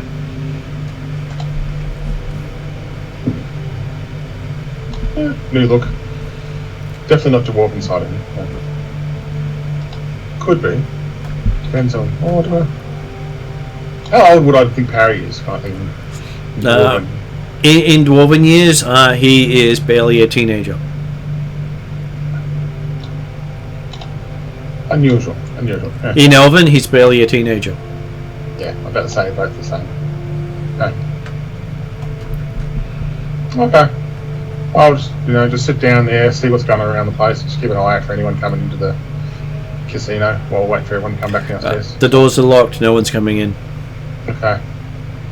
I sigh and then I get my drawing pad out I've got in my thing and start drawing what I saw downstairs, what I can remember. As you're doing so, you see a couple of orc servers go past, flexing their arms in your direction.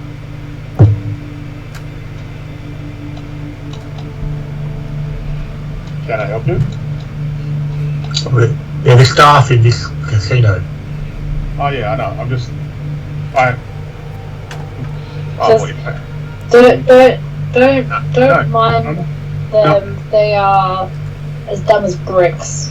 Not through any fault of their own, but No, that's fair enough. In your time in Riddleport, you have heard of the cursed Perseus.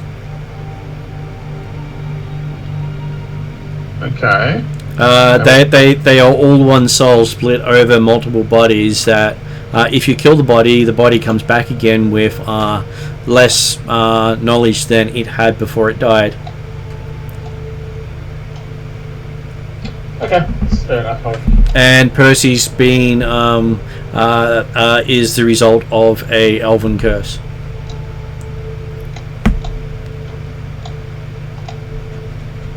Okay. And we know who the elf is that cursed them now, don't? Well, from the Fight Club. You do. You believe it was one of the elvish queens, or at least royalty. Hard to tell with elves. They don't really speak openly about stuff. Yeah. Well, it was one of the other elven contestants that not told us so much, but honestly, I can't remember how we got it out of her, but we found out. Well, she seemed to recognise the Perseus. Ah, that's right. Yeah. And recognition can make people talk about it.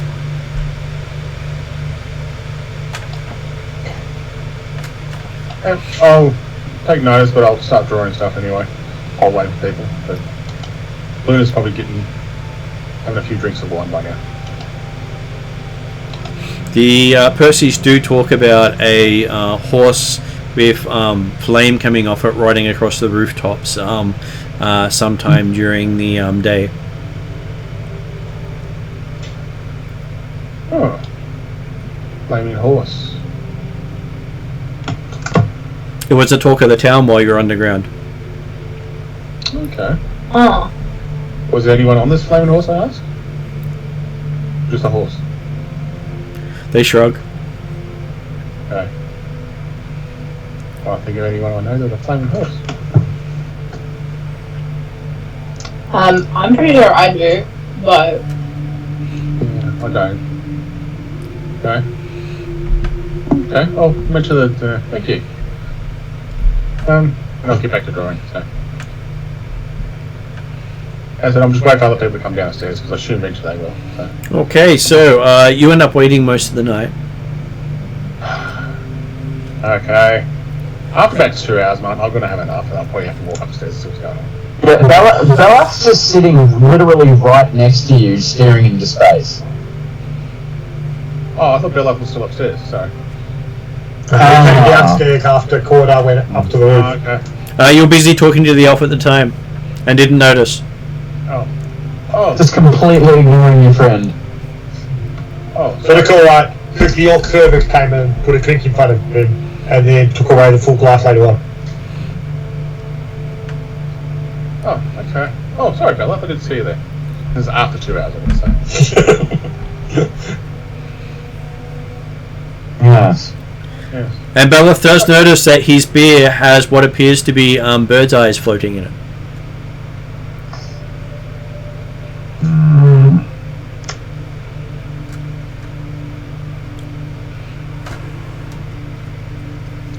Good. Not really. Corda's okay, isn't he? It's you, Bella. Yes? I think he should actually get better. Okay. You looked a bit not his jovial self, if there's such thing as a jovial. Yes, yes. Yes, okay. Okay, I assume we'll see him in the morning, is that right, or? Good, sir. Okay. While you have that conversation, I'm just going to duck off to the bathroom.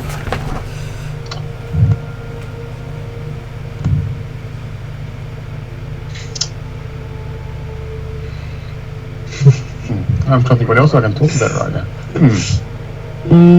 How about you just leave me alone? Okay, I can do that.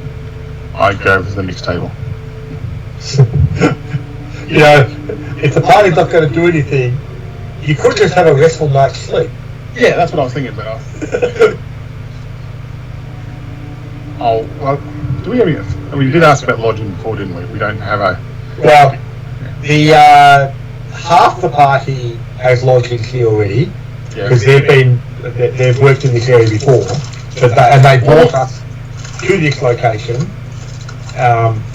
But yeah, before we had a chance to actually arrange anything, Sol said, "Oh, There should be enough lodgings for everyone, because we don't have everyone who used to be with us. There should be like 10 beds in the room. Oh, okay. Well, if that's the case and it's getting late, I'll probably go up there and go for sleep. But I'll just wait for everyone to come back downstairs. But if only Bella came back downstairs, I assume you guys want to sleep upstairs, and I'll go back up to sleep. So. Juicer probably came down for a little bit. I was going to say, what was Juicer doing then?" Juicer probably went downstairs, collected his dogs, and then went back upstairs. And he's probably snoring on his bed with his 2 dogs lying all over him. Okay, so Juicer went for the idea of, hey, we're not active, therefore it's time to sleep. Okay. I'll go upstairs and go to sleep. See if Luna wants to keep dragging up upstairs as well. If Luna's not doing anything, except for drinking the whole goon bag. But I think, oh, okay, looks like we were going to sleep, because I thought we were going to have a chat downstairs, but Sparky got the wrong idea of what was going on, and just thought, okay, we'll just go back to sleep then. So you fall asleep on one of the beds. Yeah, I'll do. There's about 10 beds in the room, isn't there, Martin? It was about 6. Oh, 6. Oh, Okay, a bit smaller, but there should be enough for the party. It still makes enough room for everybody, especially since the court has not go to sleep in one of the beds. There were more beds, except that some of them got burnt by a fire and were never replaced. Oh, I thought we replaced those. No, you never got around to replacing it. Well, Oh, you could tell it makes it space for 10 beds. So, Yeah, right. That's probably where I'm misremembering. Anyway, well, I'll probably get round to replacing the beds eventually, because it was kind of our fault. Kind of.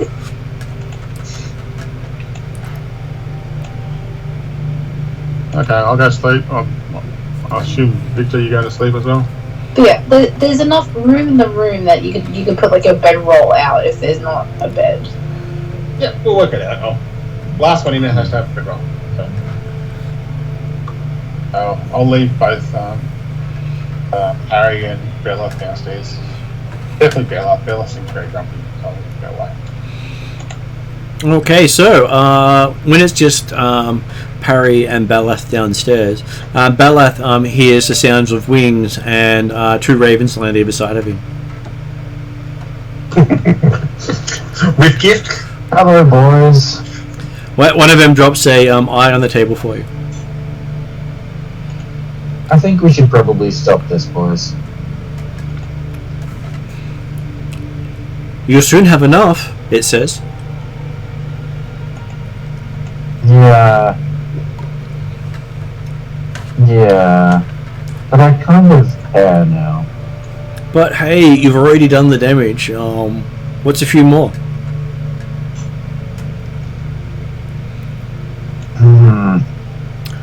I think we should stop, boys. Is that your wish? I don't get a wish, not unless I get all the eyes. Well, we can get all the eyes, and then you can make a wish that we stopped. No. You've got a fair chance of the wish coming true. Yeah, well, unlike most deities, this magic is reliable. As long as you're willing to pay the price. Or get someone else to pay the price. Yeah.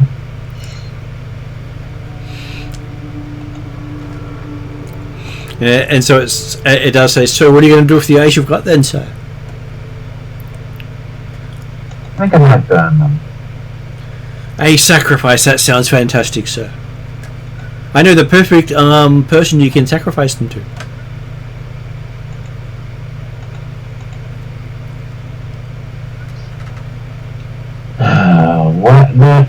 Let me just consider it for a brief few moments.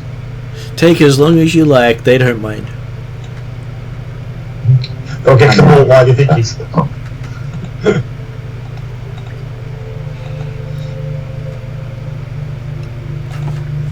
Hey, it's not like the Hell Knights have caught up with you yet, sir. Sorry? He says it's not like the Hell Knights have caught up with you yet, sir. We're being careful. Yeah, but the real question is which Hell Knights? All of them. You're not disposed to be a Hell Knight, right? That's okay. If you get the wish, you can wish to be a Hell Knight if you wish. In general knowledge, would any sort of Hell Knight faction even tolerate this? It depends on your goal. Most of them will not tolerate them. Some of them would persecute you just for even considering doing it. So, in the end, the answer is no. In the end, most of them will say no. Not that you're aware of. But are there some that would say yes? You think there's at least 2 that would say yes? Do I know anything about them? That they are the most horrific of all the orders. I was going to say, they're the orders that would say yes.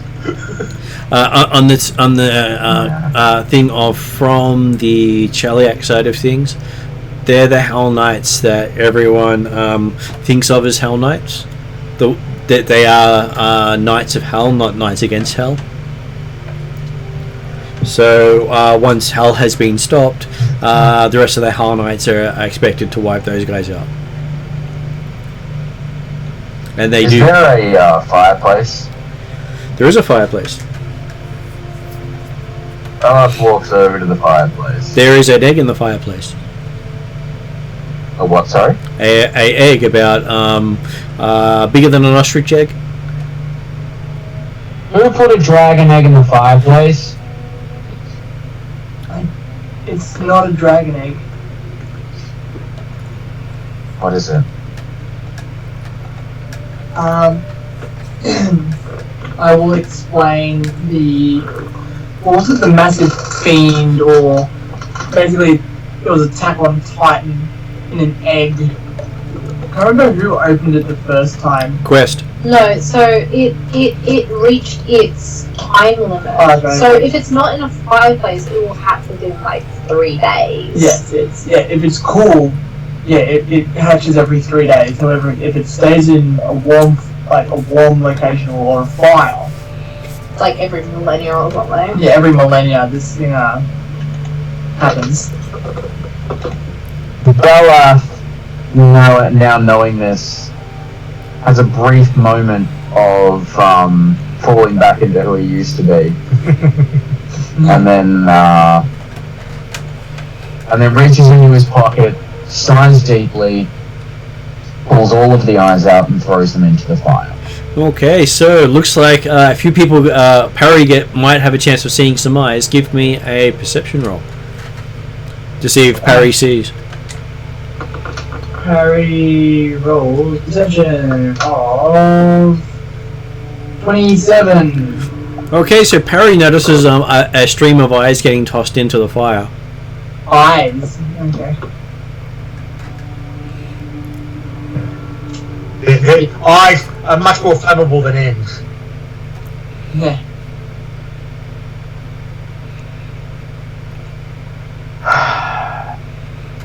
Right, I'm gonna say it, I've been holding this one in.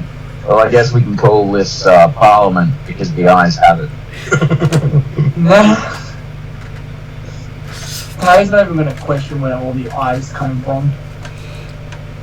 Especially to get a majority government, okay? There's definitely not enough eyes to have a majority government. The eyes do not have it anymore. So how many did Balath count up to? Dunno. All of them? Some of them? What was his running count? I stopped keeping count. From what I understand, we were pretty close. Oh, is this the story of that murderous crow that stole eyes off? Yep, that one. Maybe. Okay. Parry just remembered this. And as he tosses in the last one, you hear a raven go, "I wish," and then disappeared.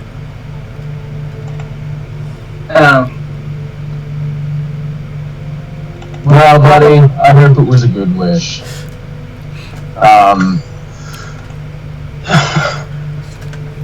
Pralath looks at Grognak, his original raven. And It was Grognak who did the wish.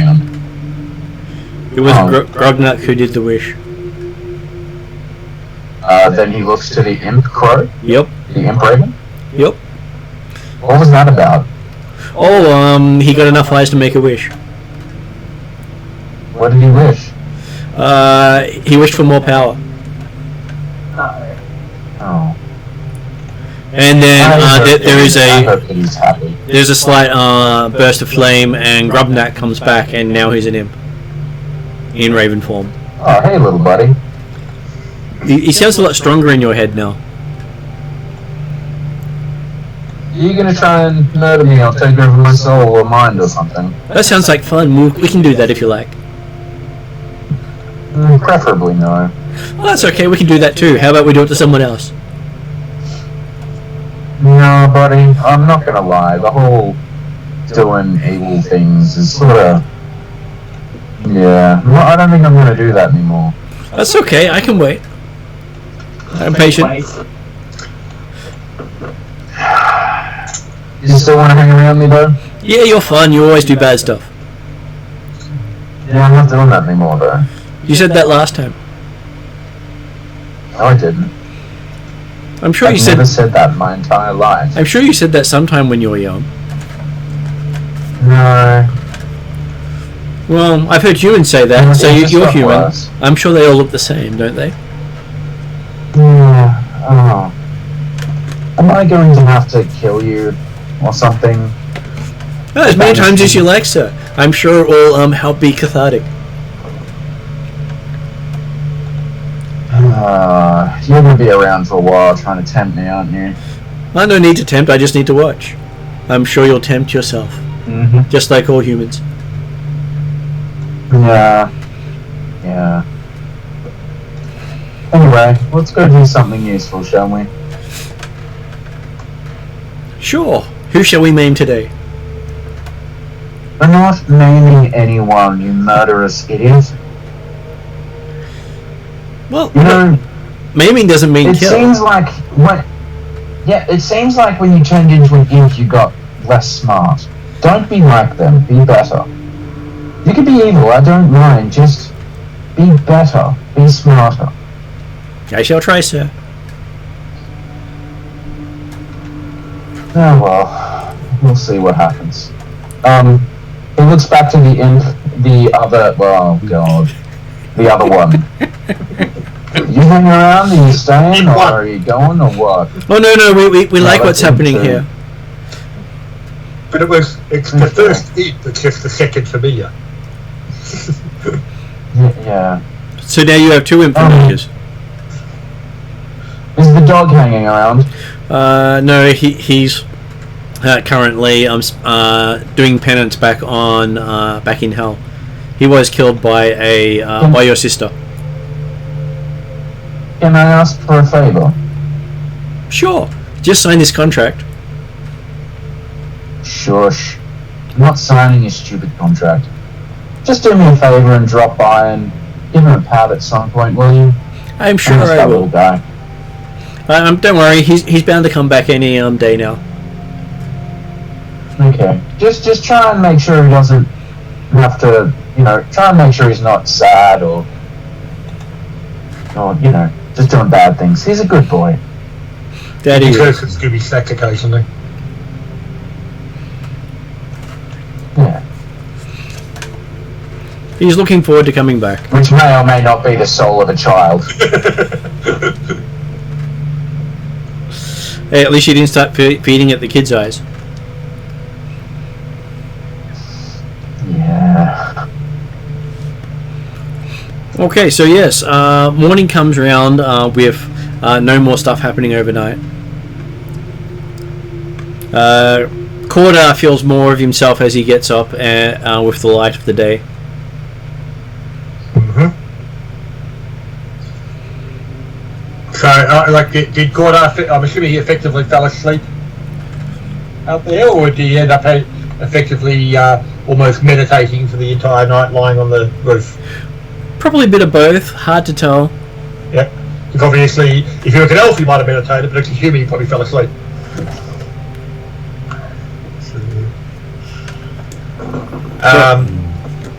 But he's startled by the sunlight coming up. So was it what sort of moon was it last night? It wasn't a full moon, but you Was do. it full? It wasn't full. No, you do feel better though. Is it heading towards full or away from full at the moment? I'd say it's heading towards full. Okay. When you guys wake up, you see Bella sitting in the same spot that he was at before, except for Parry. You saw that he went back to his original state.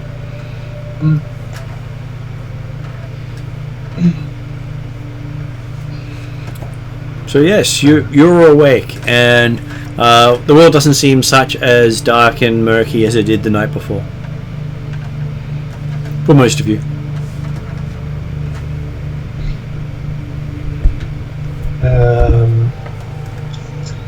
Is there much activity as dawn breaks in town that Corda gets woken up to by the sounds of movement and things like that, aside from the sun breaking out? You do hear the sounds of kobolds moving around with a cart, saying, meat delivery, meat delivery.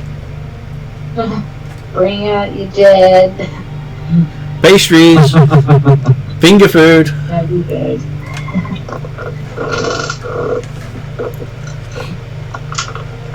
This place is amazing. And so yes, you are greeted by the sounds and smells of Runelords. Yeah, in that case then, Corda will get up, climb back down through the hatch, and probably he'll throw a tunic over the top, and he's going to grab his sword and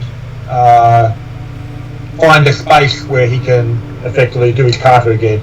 Possibly, I'm assuming there's not an outside space that's like, or does the casino have sort of a courtyard area? It does have a courtyard, but it also has a big open casino area where there doesn't seem to be many people. Well, it's like I was also thinking it's also got a big gladiatorial pit down the bottom too. It does, yes. But if you had an outside space, he'd go for that. But if there's no outside space of appropriate size, he'll go down to the gladiator pit and do the carter down there. It seems that one of the Percys is happy to do the carter with you.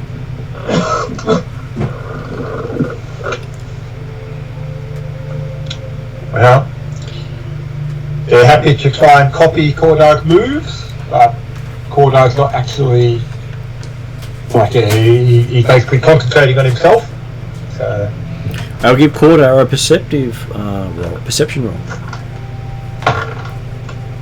15. As he's watching the Percy, he does notice that the Percy seems to be doing higher level carters than you've learnt. Okay. I don't think that Cordar necessarily knows a lot about the Percys, except for the fact there was apparently a couple identical orcs as the staff, so he recognises skill, but again, he's possibly also thinking that he needs to keep practicing his, because obviously he's probably not he's still not feeling like he's moving correctly yet anyway. So. But it is disturbing seeing it come from someone who's been described as an idiot. But okay, like from Cordar's perspective, he doesn't know them well enough to have actually really formed an opinion, except for what he's heard. But certainly, it wouldn't be the first time people have the wrong impression about someone. So, well, don't get Doodle wrong. they do some things really, really, really well. Like, you go tell them to catch an eel out of the fucking bay that no one will go into, and they will go get you on. These were some other things not so great. Like locking doors. I'm surprised the doors were locked. That's not for the soul. Or his daughter, or his son. It definitely wouldn't have been the Percys. And let's face it, Cord, I've seen some of the people that he's worked with. He's seen some dumb things happening, so... But yes, okay, I will, like, okay, Cord, I'm feeling, actually might start to feel more comfortable in his new body, new old body, new body, one of the two, or three. He will, okay, watch the Percy as well, as part of his process and development as well. Well, the Percy seems to be someone stylized in combat, and as he goes through his kata, he seems far more relaxed and competent than he does walking around the place. What weapon did he use for his kata? It looks like he uses 2 short swords. Cool. Juice is probably down there with them, because it's probably not the first time that that he's practiced with the Percys. And he's probably not as comfortable looking with his axes because he hasn't had as many years of practice, but, you know. What Duza always finds disturbing is every time he sees the Percys practice, they practice using different weapons. The swords today? The one who's practicing today is using 2 short swords. The 2 short swords, yeah, right. Well, I mean, of course, I'm practicing with my 2 orcish axes as usual.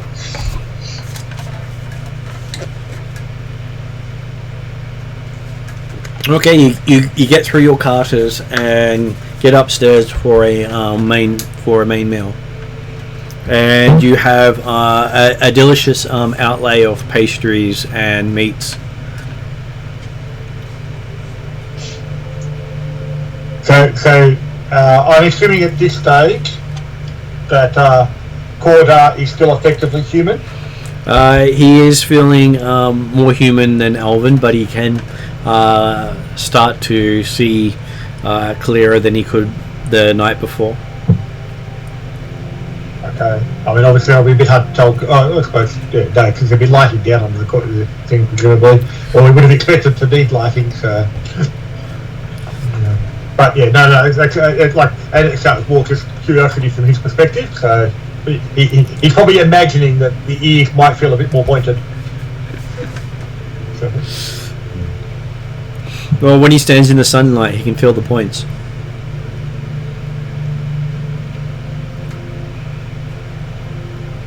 Okay. But you can't You're see welcome. them. I thought, well, the curiosity thing was the fact I thought it was the moonlight that was supposed to start doing that. Well, the moonlight is what returns it. The sunlight will make it appear as if it's there. Okay. Yep. But the moment you step out of the sunlight, it goes back to what it was. Okay.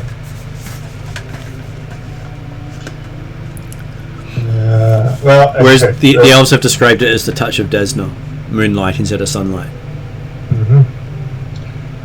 No,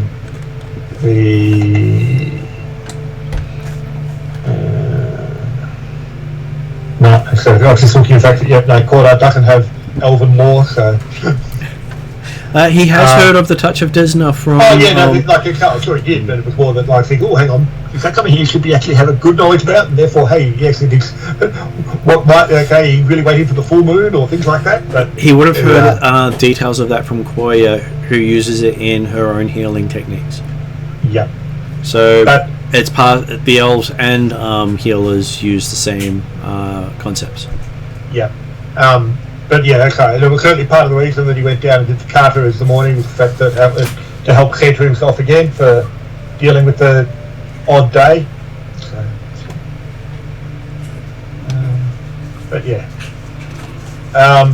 So then, yeah, I guess during breakfast, depending what discussions are about what we're doing here or things like that, because obviously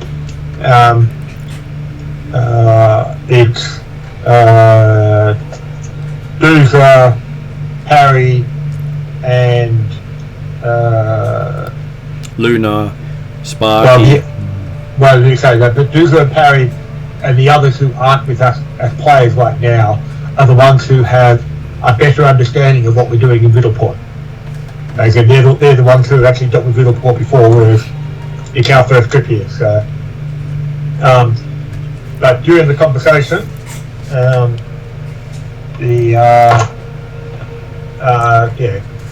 Cordar will remember to mention that there was a fourth rune on the gate last night when I thought there were only 3 there before. So, but What did that mean? whether that means anything to any of them, I don't know. So, but it certainly appeared, and it was very bright for a short time. So, Probably means something to Parry. What are we doing about? Koda was telling the body that a rune showed up last night. Which means from what Parry has read, it's roughly 3 more months before whatever has been set in motion activates. So we've got a 3-month timer for, or was it the shadow? Before the shadow disappears and plucks a star.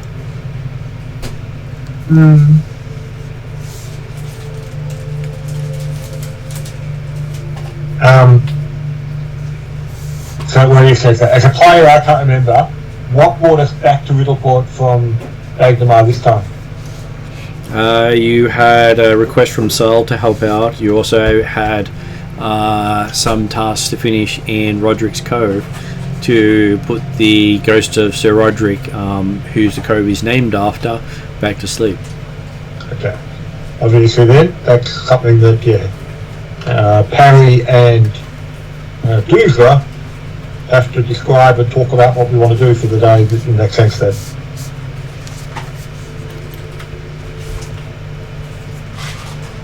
Can they remember? What the Roderick's Cove stuff. Yeah. There are 3 factions in Roderick's Cove that need to be eliminated. No, there was just one that we were worried about. No, I'm pretty sure all 3 have to be eliminated before. Roderick will go to sleep. Yeah. One is in the mansion, one is underground, and I can't. Yeah, one's in the forest. That's right.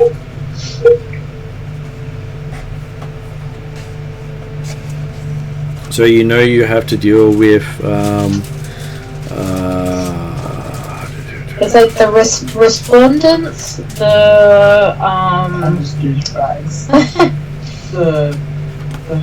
the warrior ones that have the symbol of wrath, but they don't know what that means. The dumb ones. Yeah, and then I can't remember what the forest ones were.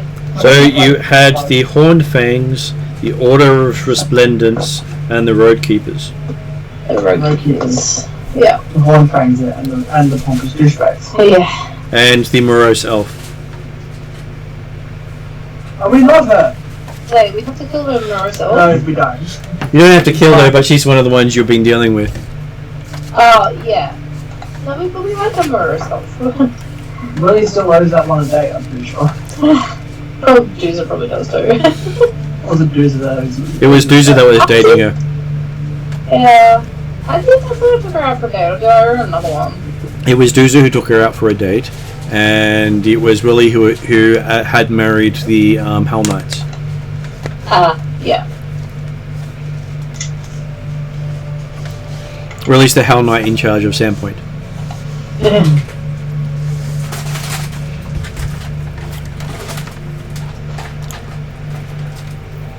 Okay, so what would you like to do? Well, I'm pretty sure there's lots of things in the report that we need to do as well. As I said, I don't know about Valath, Luna, and Sparky, but Core and I are working on the idea that this is your town, your game. I was pretty much on the same sort of thing. So. Like I say, we're here supporting your activity. Obviously, if things start happening, then others might take lead, but it's certainly, as far as the planning of activity and whatever, and the order that things need to happen, Well, that's we've going to got, be up to you guys. we've got about 3 months before the shadow disappears. And no instructions on how to stop it. Monster quarter. Malath monster quarter and just says, yeah, what he said. So I'm all down for going down the Roderick's code again. Fixing up Roderick's code. Are we gonna give Saul back his ledger? Not the diary one, but the one that was stolen. Nope. I'll get him back. And we should probably find out what else we need doing around here before we start gallivanting off to Roderick's code. I'll do that. I guess he's all actually having breakfast with us. Saul is having breakfast with you. I hand him back his ledger and when you're making more money if you know how to actually count people. Well, he did have someone working for him doing the books, but he hasn't seen her for a while. Yeah. She was good with money. Do we describe the drow? He just describes a elderly woman with white hair. Didn't really get a good look at her, but she seemed to know her way around money. Guarantee that was the drow. He doesn't really understand the term drow. Yeah, nothing. But yes, it does sound exactly like someone who is down underneath the Golden Goblin. Mm. Yeah, I think you might be playing a very dangerous game there, Saul. Well, I'll hand him back his ledger, but I've highlighted like different mistakes and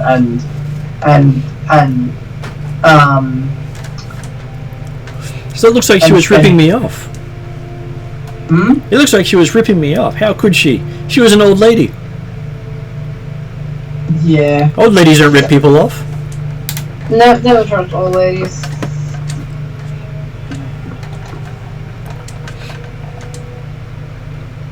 Yeah, she heard you're supposed to be evicting people. He says talking to Duzel. Apparently you took a job from an old lady to evict people from their homes. No, it's not an old lady, that's bloody A female lich. Yeah, the lich.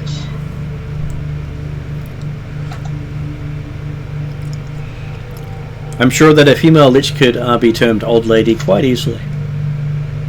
I really hope you didn't sign over any land holding to her. Not that I know of. I never did quite learn how to read properly.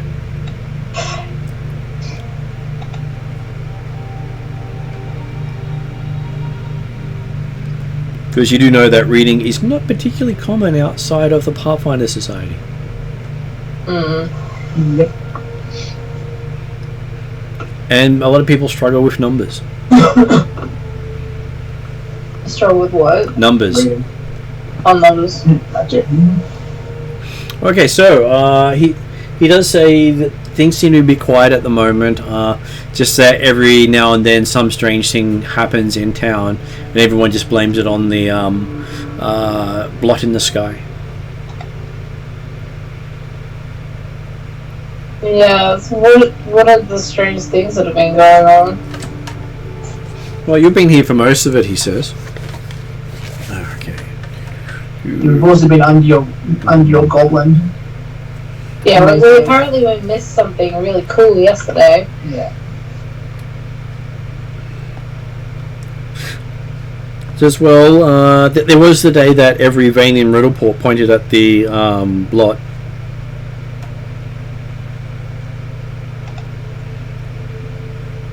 And then we had what appeared to be volcanic hail all over the city. It was a little black rock that no one seemed to be able to identify.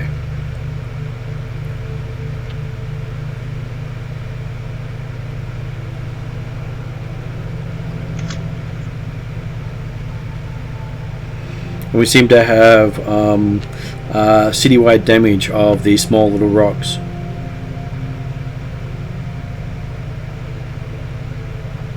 So you're saying that it was hailing coal?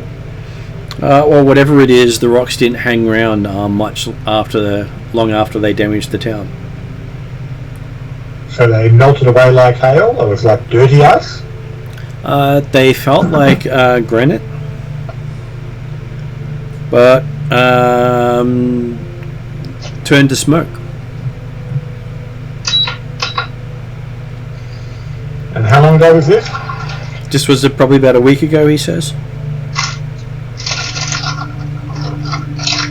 Hurt a lot of people in town, damaged a lot of buildings.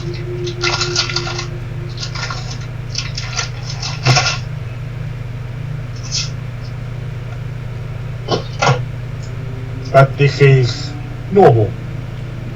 No, Is that what you're saying? it's not normal. It's only ever happened once in recorded history, and that was about a week ago. But I mean, normal for odd things to happen. It is. There was also that day where, about a month ago, where seagulls all got up and flew into a huge spiral until they slammed into the Cypher gate. Then for the next 2 days, we kept recovering crushed and broken carcasses on the beach. We ate well that week. I'm sure the kobolds had their work cut out for them. Oh, they were the happiest we've ever seen them. And it was the worst stench coming from the bay. I'm glad you missed that. Well, apparently dead seagulls smell bad.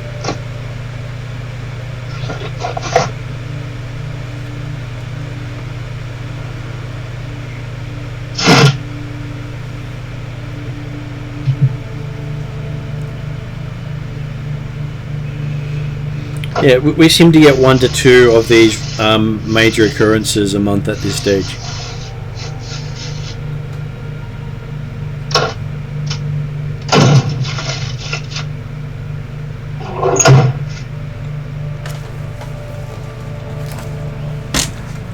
Have you been able to figure out what you think it is that he asks?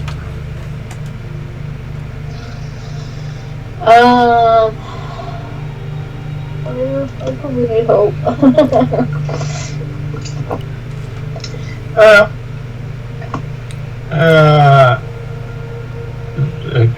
Cordo will mention the other way. If there's nothing pressing happening up here, perhaps we should return the item that.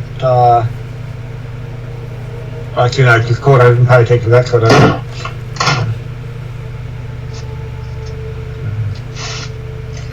Well, we returned his Lego. Well, no. As a player, it's like okay.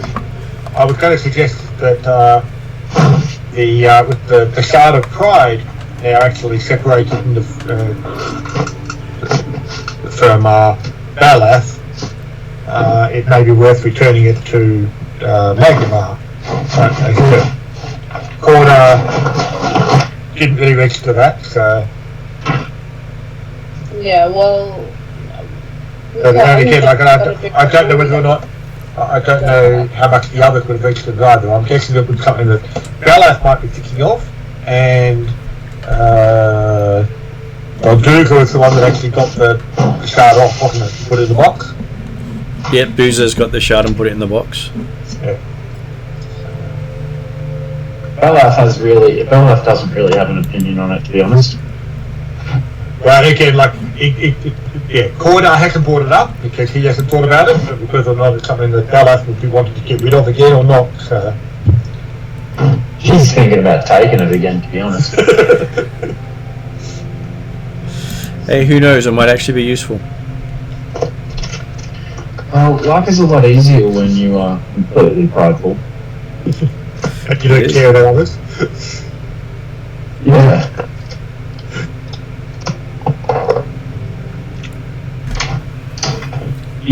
Look. At least there was one thing you could say about Belaf. He had his priorities straight. Mm-hmm. He does. It's certainly something that if Corda was more aware and alert about what was going on, he'd be very confused about Belaf right now. Yeah. Well, I mean, we did kind of help you. And no shutter there at all. Yeah.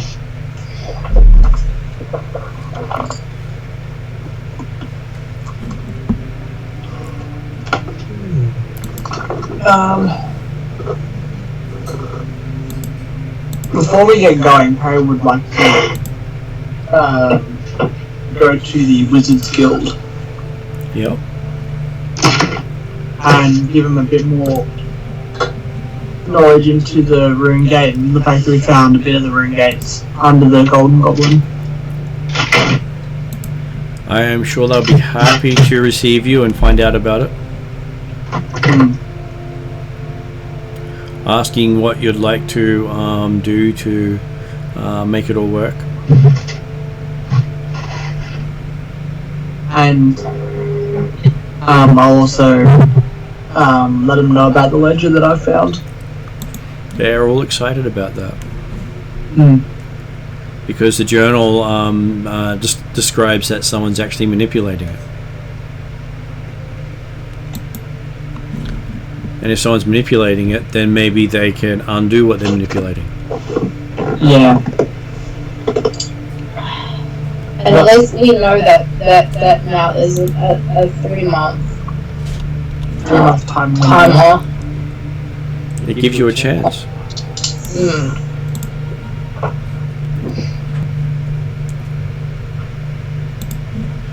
Chance is better than nothing. Yeah. Did I hear leveling up for 3 months? You could potentially level up for 3 months.